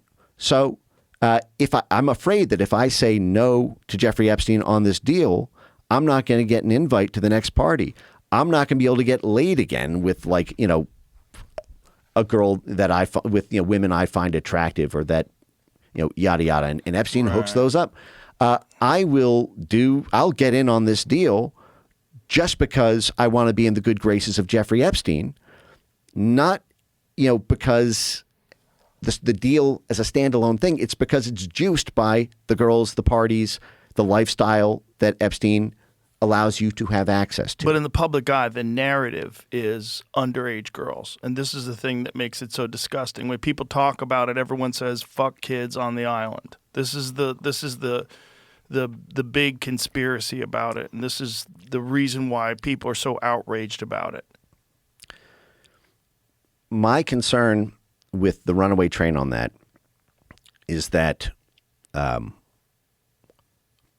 it's a massive manhunt for something that it may be true. To me, it's a needle in the haystack. It might be true. Good luck looking for it. And when I think about it logically, with the role that Epstein played between BCCI, Iran-Contra, Latin American politics, African politics, Asian politics, major world foundations, you don't need. It would seem ludicrous to me that Epstein doesn't mean it's impossible. But logistically, if Epstein ever directly threatened someone proactively, that is, if the person tries to blackmail Epstein could, reactively say, well, I've got shit on you too. But proactively and really, really do someone in like that, and word gets around that happens, everything he built goes, the whole Rolodex finds out. And then even if that rumor existed, people aren't going to want to go to the parties, because now that's not like an unfettered good time. That is like, oh, he did this to this guy I know. Right. And so, in the fact that, these sorts of things, they have a value that way beyond blackmail. They have a value in terms of bringing people in network and keeping clients and customers happy and providing access. And I think that the focus on that. Listen, if there were any sort of receipts whatsoever on that after all these years, if there was like something really good to chew on that thread, I'm open-minded about it. But my concern is the fixation on this. If you think about the sort of pie chart of what the Epstein cinematic universe can tell you about the world, even if it's true, it's a very, very, very small fraction of that. And this gets back to, in 1999, I mentioned, Jeffrey Epstein FOIA'd the Central Intelligence Agency in 1999 for all records about himself. And then he did it again in 2011. Now, Jeffrey Epstein was not a public figure at all in 1999. He didn't come into public awareness, public attention until 2001, 2002, when he started flying, when he flew Bill Clinton around, post-presidency Bill Clinton around, on his Africa tour around the time of the start of the Clinton Foundation. And everyone was wondering, whoa, who's this eccentric billionaire who is personally flying around on his private jet the president of the United States for the past 8 years? And that's when, the Jeffrey Epstein celebrity story started. But he was a private figure in 1999 when he FOIA'd the Central Intelligence Agency for records. And we just learned this in the files this week. The response, we don't actually have the underlying. What's in the files is a 2011 FOIA response to Jeffrey Epstein's lawyer. Jeffrey Epstein did this through his lawyer using the Privacy Act. This is a way to basically kind of anonymously FOIA the CIA to basically keep communications between the CIA and your lawyer for information you're entitled to under the Privacy Act about yourself. And we don't have the underlying letter in the files, tragically and for whatever reason. But what we do have, because I would expect that to be an enclosure to the CIA response. But the fact is anybody who wants to be a hero right now, and I have it up on my X account, I have in the thread that I did on this, the file reference numbers. These are not classified documents. FOIA responses are not classified. So anybody right now can FOIA the Central Intelligence Agency for all records and communications related to the CIA's written communications with Jeffrey Epstein via his lawyer, both in 1999, 2011. But the 2011, what it says is, we have received your request for your client Jeffrey Epstein's records search under the Freedom of Information Act. We've granted the request to search for all open and acknowledged agency affiliations between Jeffrey Epstein and the CIA. We have run that search, and the answer is no documents are responsive to the request. And then it says in the next paragraph, with respect to your request that touches on classified documents, we can neither confirm nor deny the existence or non-existence of any such documents. So you can consider this a partial denial of your FOIA request. Now, what's so interesting about that is you may think if you read that Jeffrey Epstein, just requested any public-facing links between him and the CIA, just a general, what do you have on me that the public can search just to see? First of all, the fact that he did that alone twice in 1999, 2011 says something. But you might think, okay, well, he just wants to know if other people might think that he's CIA. He's moving up in the world in 1999. He's about to be a massive public figure. He wants to know if other people FOIA the CIA for records on him, what they will see. But it turns out that response to a FOIA, partial granting of the FOIA to look for open and acknowledged agency links, and partial GLOMAR, can neither confirm nor deny existence, non-existence, is a stock CIA FOIA response whenever you FOIA the CIA for someone's personnel files, which leads to the question, because the fact that the CIA says we consider this a denial of your request for classified for things that touch on classified matters means that he didn't just ask for all open and acknowledged links between the CIA and himself. He asked for something. And whatever that thing was, it touched on something classified. There would have been no Glomar if there would have been nothing to deny about the request if it had only been limited to open and acknowledged links. To me, this is a bombshell and should prompt Ro Khanna and Thomas Massie and the 427 members of the House of Representatives and 100% of the U.S. Senate to pass the same bill that the United States Congress did in 1992 for the JFK Records Collection Act, when the CIA was forced by law to stand up an independent auditing body to review all classified records relating to the JFK assassination for the first time ever, and then declassify them over months and years through the work of that independent board. The existence of this correspondence we just learned about this week alone should prompt a 427-1 and 100% Senate to do the same thing they just did with DOJ files for CIA-originated files. That's actionable immediately. Who's going to want to be on the other side of that in Congress? No, the CIA's records about Jeffrey Epstein, prolific child sex trap, however you want, whatever you see in the Rorschach inkblot test of the Epstein universe. I think it would be very hard to be, if that bill gets introduced, for a sitting member of Congress to be on the other side of it. I think it would pass. And it would legally compel the CIA to turn over what I think are quite possibly, arguably very likely, 40 years of CIA documents referencing Epstein. The CIA would not be doing its job if it didn't have records about Jeffrey Epstein. Jeffrey Epstein was a counterintelligence threat with all the foreign countries that he was dealing with, if he had been a double agent sort of thing. The CIA would not be doing its job if it was not keeping tabs. Epstein's network was a key financial and logistics hubs in highly geopolitical sensitive areas of operation of the CIA.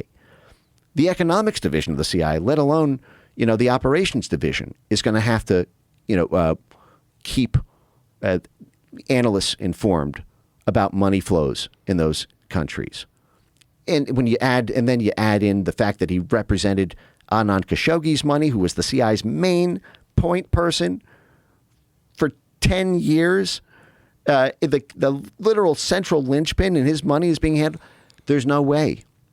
And you would now have a legal mechanism to enforce CIA declassification if Congress forces it. Now, the other part of it is, okay, why hasn't the CIA turned this over before? You could argue it's a Rolando Masfer case. It would embarrass the agency. It would mean in Congress, their funding is going to get decimated because they're toxic. You can argue it's foreign governments that don't want but part of it is the CIA is not allowed to do this unless the Congress forces them. These are classified documents. I mean, it could, charitably volunteer to ODNI by conducting, an internal task force that voluntarily, asks Tulsi Gabbard to declassify these. I wouldn't hold your breath on that. But this is immediately actionable, and it would solve the mystery. All we need is one brave member of Congress to get the ball rolling and stand up that bill. And you can just copy-paste the 1992 JFK Records Collection Act and just substitute JFK for Jeffrey Epstein. What's your take on the circumstances around his death? I don't know. It's weird that they took a guy who is one of the most high-profile defendants ever, and you put him in jail with a mass murderer. Yeah. Yeah. Kind of crazy. You put him in jail with a cop who had killed drug dealers, a juiced-up, gigantic cop. Yeah. Who was obviously a psychopath. And then 18 days before he died, he complained that guy tried to kill him. Yeah. It doesn't look good. It's just crazy that this guy wasn't in protective custody. It's crazy that the cameras go down. It's crazy that the footage that they've released is weird because it's missing time. And it's crazy that it happened under the watch of an attorney general who himself was so deeply embedded in the Epstein network his whole life. I mean, from the weird kind of coincidence of Bill Barr's father, Donald Barr, and Jeffrey Epstein's Dalton School, to the fact that Bill Barr started his career in the CIA during the Iran-Contra operation that Jeffrey Epstein appears to have been doing the covert money laundering for. I mean, Bill Barr was like 7 years. He went to night law school, trained to be a lawyer while he was at the CIA, and then his, main job was being the CIA's blocker and tackler to obstruct.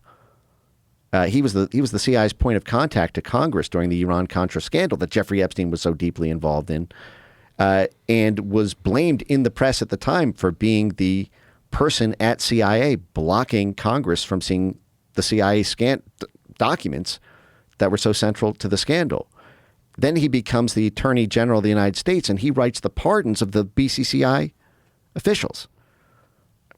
Who was co-leading that investigation? Robert Mueller at the time. This is in the early 1990s, the first time Bill Barr. So you have the BCCI Bear Stearns multi-billion-dollar operation that appears to me that Jeffrey Epstein was working on, and then took the clients from that deal as his own personal clients when he went private on his own.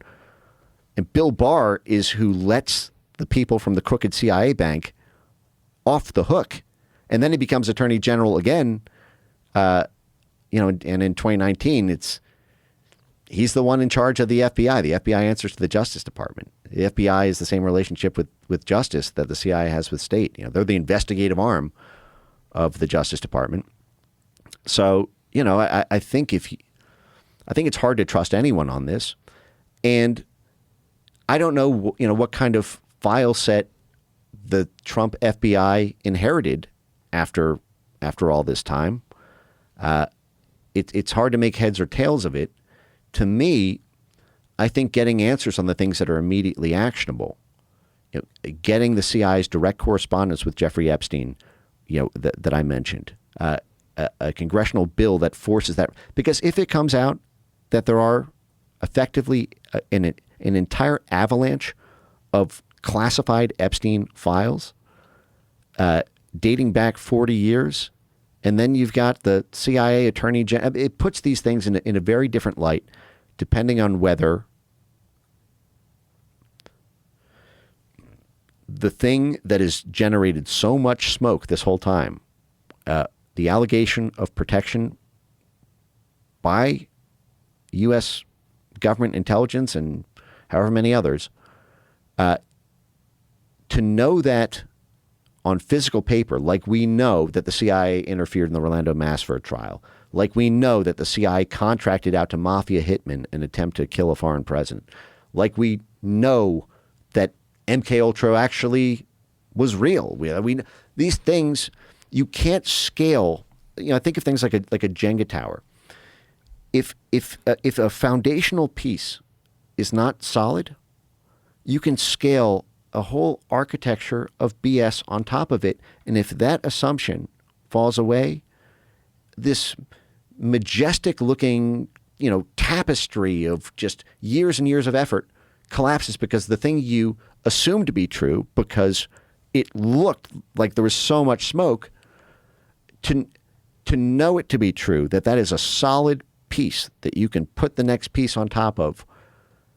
It's there's that quote, 99% is a bitch, 100% is a breeze. What does that mean? It means when you're only 99% sure of something, you always have to agonize. Well, what if it's not true? And I think it is, and I build all this stuff on top of it. The 1% chance that that's not true means it would be a real bitch for me to spend years of effort on this thing, for me to spend millions of dollars, on this thing when it's based on an assumption that was only 99% likely to be true. But 1%, it may have been structured some way different. There might be something I missed in this. Whereas 100% is a breeze. Okay, it's automatic. And things like, this is why document drops like this are so vital. not even necessarily because they have some single smoking gun that tells you who killed JFK or, what client Jeffrey Epstein trafficked women to, but because it allows you to put down real Jenga pieces about what actually happened. And that process itself allows you to ask the questions that might get you to those answers. That makes a lot of sense. Is there anything else you want to add to this? I mean, we could kind of go on for days. Yeah. I mean, you spend so much time on this stuff.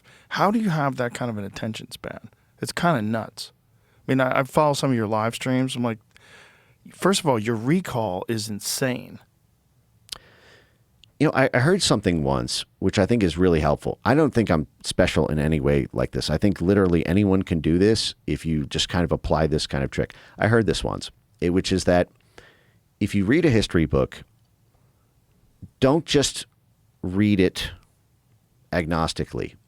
Have a theory in mind about what you think this is and how it worked. Even if you are wrong about that theory, what you will find is that names, dates, locations, your brain will remember them forever because they're not, if I'm thinking about something that happened in, I don't know, like November 11th, 1983. Okay, if I see like that date on a driver's license card or something, and I have no theory of mind when I see that, I'm not going to remember that 5 minutes from then. It's going to be like trying to remember a 11-string, number, or like someone's cell phone or something when you don't really know the person, or you've never, you haven't dialed it a million times. But if you have a theory of mind that you are indexing those things in relation to, what you find is that your brain keeps those in that index. So like I've joked, like, because we've talked about this Iran-Contra affair, which was really the creation of this apparatus that we live under today, where because the CIA got handcuffs put on it, everything had to become CIA to get around those handcuffs. The universities had to be, the foundations, the private philanthropic donors, and this is what happened in the censorship industrial complex. It was all wrapped around this. But what you find is like those dates mean something to you because they're placed in relation to something else that happens. I joke that like I index things by Iran-Contra often. Like, for example, if there's, when I was studying about BCCI and I learned, okay, this happened in 1984, I don't just think about 1984 as an abstract thing. I think, okay, well, that means it happened after the meeting between Robert McFarlane and Anand Khashoggi, but before the oil pipeline scandal of Ed Meese. And then so I remember that this thing happened on this date because I place it into that index. And anyone, I think it's something that anyone, I think people organically do it when they're really passionate about something. And, this is an easy thing to be passionate about because it gets to the heart of networks that are the determining power structures of your life. When you look up and then you look up at the thing that you're looking up at and you look up at the thing above that, this is the network you see, whether it's in intelligence, military, statecraft, high finance, private philanthropies, universities, labor unions, scientific research. It doesn't mean it's the Epstein network, so to speak, but it's this layer of interconnected human networks. And I think it's an important history for the American people to have access to so that they can make informed decisions about how they want to change that world, how they can make informed decisions about what to vote for. They can make informed decisions about what kind of industries that they're participating in that they might want to see reformed. And it makes it easy to be passionate about, because if we can get a win here, it'll really change the world. Well, I think you do a great service, and I think your abilities are exceptional. I think you're selling yourself short a little bit. You're being a little self-deprecating because it's very unusual what you're able to do. And I think just the sheer amount of time that you've invested in this stuff is kind of mind-boggling. Well, what would you like to see in this? Like if you had a wish list, what are the things that are open threads or? Well, the real concern with me is that it's unfixable and that this is just a standard way that our government has operated since the 1950s or whenever, and it can't be fixed, and that they'll just gloss over it. A new person will get into office and promise that they're going to implement some reform, and it never happens, and that we just accept that over and over and over again. That's the real fear. The real fear is that there's a slow capture of our democracy to the point where it's just a mere illusion. That's the real fear. And I think a lot of people think that we've already passed the point of no return on that. That's what scares the shit out of a lot of people. And then when you see things that are happening in other countries, like particularly England, which is just rampant crackdown on free speech, and what the arrests from people that are posting things on social media sites, and the implementations of there's a new thing that they tried to do, or I think they are doing, this concept of having a limited amount of times you can drive outside of a zone, and after that you have to pay for it. That's a new thing, right? Yeah, I can send smart Jamie cities that. type concept. I can send this to you, Jamie, because I just sent it to Constantine, because it appears to be real, and it's terrifying. Your carbon budget. Yeah, that's nuts. Well, look at what California's doing right now.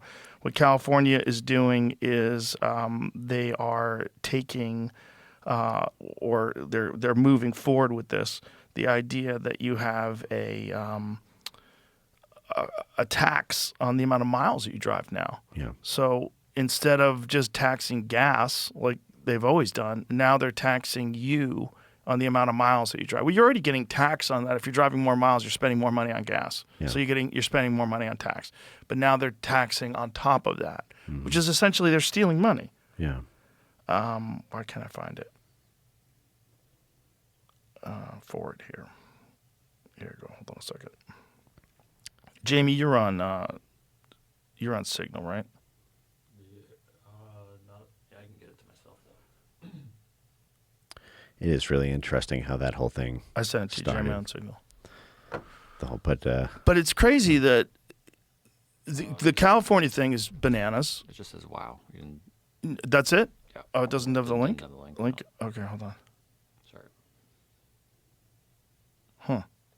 Oh, maybe this is it. Hold on a second. I think there's a really interesting underdeveloped history around the origins of the climate. The 2005, 2006, 2007 really global warming climate kind of policy push from the U.S. government that became a runaway train as investor money rushed in. It's my opinion, and I'm open-minded about it, but it appears to be the case, in my view, after a study of this, that the U.S. government, together with foreign allies, pursued this kind of, demonization of carbon at a real policy level, or hydrocarbon-based fuels, as a it's kind of geopolitical battering ram against newly resurgent Russia in the mid-2000s, as Putin was getting power back over a bunch of post-Soviet Eastern satellite countries through basically exploiting his leverage around pipelines, and the fact that, this is like the John McCain type quote, right? That Russia is a gas station with a military, right? You hear that a lot. Mm-hmm. Gazprom, the state-sponsored oil company, was like effectively the biggest oil company Gazprom was for gas, but Rosneft, and Russia had at one point the largest oil exports in the world. It was the motor engine of their economy, oil and gas.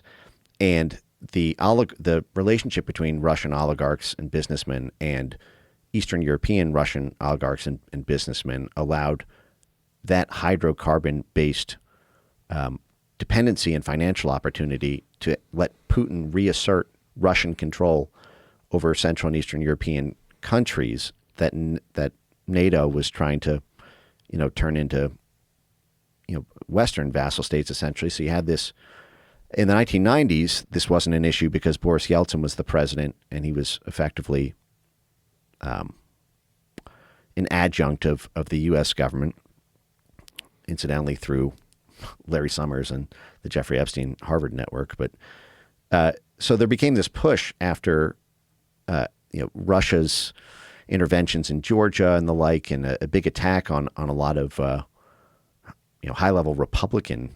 Well, basically, I think this push to try to create a shift in the types of energy the world uses was a way to kneecap Russia's main source of revenue to ensure that the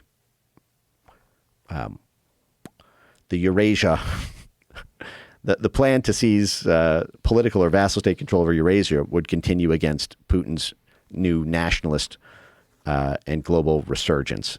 And this includes a bunch of crap that happened in 2003, 2004. But effectively, then you start to see the U.S. government champion these hydrocarbon policies, and you started to see all of these international forums, journals, regulators openly talking in this mid-aughts period as Russia was starting to reclaim political influence that these climate policies would be a way to stop Russian power and influence because it would cripple them economically. There'd be no business, between oligarchs in the different countries for them to even leverage. It would effectively allow us to continue the golden age of the uniparty 1990s moment. And then you saw all these government subsidies to it, tax benefits, free money basically. And then it became a runaway as the market saw that this was a highly protected, incentivized space by the U.S. government. They all flooded into it. Now they've got a sunk cost. If those policies change, you've got trillions of dollars in climate finance globally. Right. And then these started becoming part of like IMF loan, requirements but now it's like, even if the science is completely wrong, what started arguably as a kind of, national security based way to force energy diversification. This is what we put Europe through, the United States, with the sanctions against Russia. We forced them to, divest of oil and gas and invest in a basket of, alternative energy, cleaner energy supplies. But now it's, and that could be justified at the national security level with the science of this actually being the case. So you could sell it to the whole world. Even if you prove that false, at this point there's so much infrastructure built up that you have this network. You have hedge funds. Bill Gates has a climate fund. Al Gore is a billionaire from this one. Tom Steyer, one of the biggest investors in DNC, the Climate Impact Fund. Michael Bills, who funded the CIA governor of Virginia, Abigail Spanberger. And then the momentum of it's sort of an unstoppable social narrative now. Right. Well, and the thing that's terrifying about it is that it has conjoined the diplomatic muscle of the American government and whatever allies abroad with private finance. Like, for example, we overthrew the government of Bangladesh in 2024. The Biden administration did. They ran this whole coup. They did it through the National Endowment for Democracy, a CIA cutout, and a million other orgs on the ground. It was a color revolution street protest. I think we may have talked about this last time, where literally the CIA sock puppet National Endowment for Democracy sponsored like rap music videos and produced them and put them on YouTube and then worked with the unions, set up like transgender dance festivals to try to get the LGBT community on board against the government. And then giant riots they install. It's effectively but part of the thing that they leaned on in the post-transition government is to, agree to these, basically like climate finance reforms. And you can, just like the CIA and the oil industry became completely inseparable. I mean, George Bush, for example, Zapata Energy Offshore and the whole Texas oil thing, and, to then becoming the Central Intelligence Agency director. I mean, Trump's first Secretary of State was Rex Tillerson. Rex Tillerson never worked in government. The Secretary of State oversees the CIA. He's got the whole CIA portfolio. How does he know? Well, he was the chairman and CEO of ExxonMobil. You can't, the CIA and the U.S. military creates the market for oil companies. You can't get access to the oil unless you either overthrow a government or support against an insurgency political movement, one that will guarantee you favorable terms, access, yada, yada, the whole market. And then the CIA and DOD people will rotate into board seats on those oil companies. And so it becomes inseparable. And my fear about this is that over the past 10 years, the same thing has started to happen with the client, the sort of, clean energy side of the, of big energy companies, like in big oil and CIA for a century. Now you have like big climate and CIA because there's so much money. It's energy, it's the master resource. And so now you've got, what appears to me, CIA intervention in part. Like some of these things you have to wonder, why did the Biden CIA try to overthrow the Bolsonaro government in Brazil? This was a pro-U.S. Political party. It was the person, Lula was tied at the hip with China, divested from all these U.S. contracts, massively reduced the footprint of U.S. aligned policies in the second biggest country in our hemisphere. And Brazil just announced like this $1.3 trillion climate finance initiative. And all of these people all these New York hedge funds and London banks who've skated towards this are in on that. You have, this is a crazy case. One of the biggest beneficiaries of the post-coup Lula's government in Brazil were all of the clean ethanol. George Soros' longest standing equity investment at that point was a company called Adecoagra, which did clean ethanol fuel alternatives. The problem is it's it's part of its business. Part of it is it's not competitive on price with diesel based fuels. So the only way to compete and win that market and make millions of dollars is if the government imposes a mandate, a quota that forces people to buy your product. Well, George Soros co-sponsored those CIA-adjacent National Endowment for Democracy operations all over Brazil. Well, he's, holding an equity interest in the thing that day one, there's an imposed mandate to use those climate products. It's the same thing in Africa. You have like CIA regime change to force clean energy companies so that the people who sponsor the donors who sponsor the politicians who pick the staff of the CIA enacts policies that makes money for those hedge funds invested in climate finance. So fucked up. I think that's what's happening in California without the regime change element. I think at the kind of, I think you have investors who profit from this. And the only way those investments can be profitable is if government imposes mandates, quotas, and bans on alternatives to that product. I mean, that's kind of the way the vaccine market works. Did you get that link? Yeah.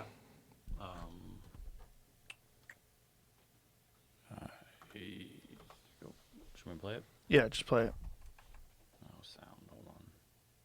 The UK, they just set up their little 15-minute city, and they are now charging people for leaving the city. You get 100 free days. They call it a free day. You get a free pass to leave the 15-minute city. And if you exceed your 100 free days, you have to pay the US dollar equivalent of $93 per day.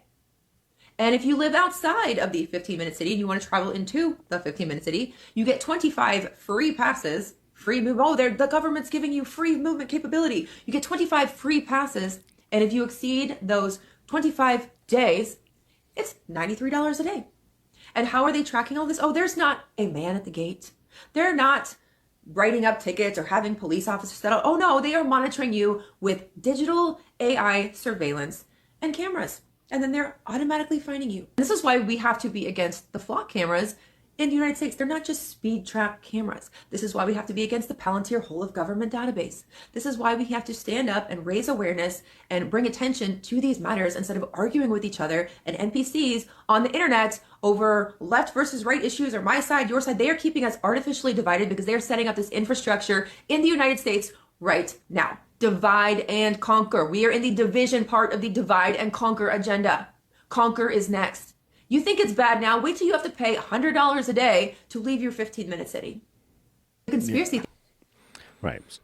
So only rich people are going to be able to afford that. It's just like the meat thing, right? It's like, the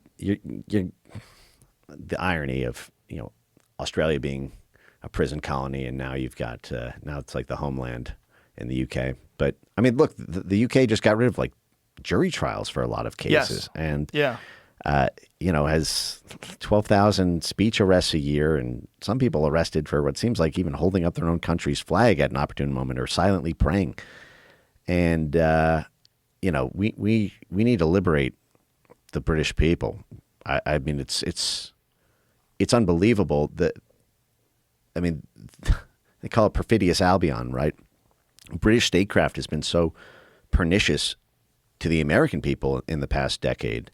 It was Russiagate. The entire 3-year special prosecutor saga was because of a British spy, Christopher Steele, and an Iran-Contra veteran, Stephen Halper, residing abroad at Cambridge to kick that off. And then the British government conspired with the Biden administration to create to conjoin the U.S.-UK censorship industrial complex.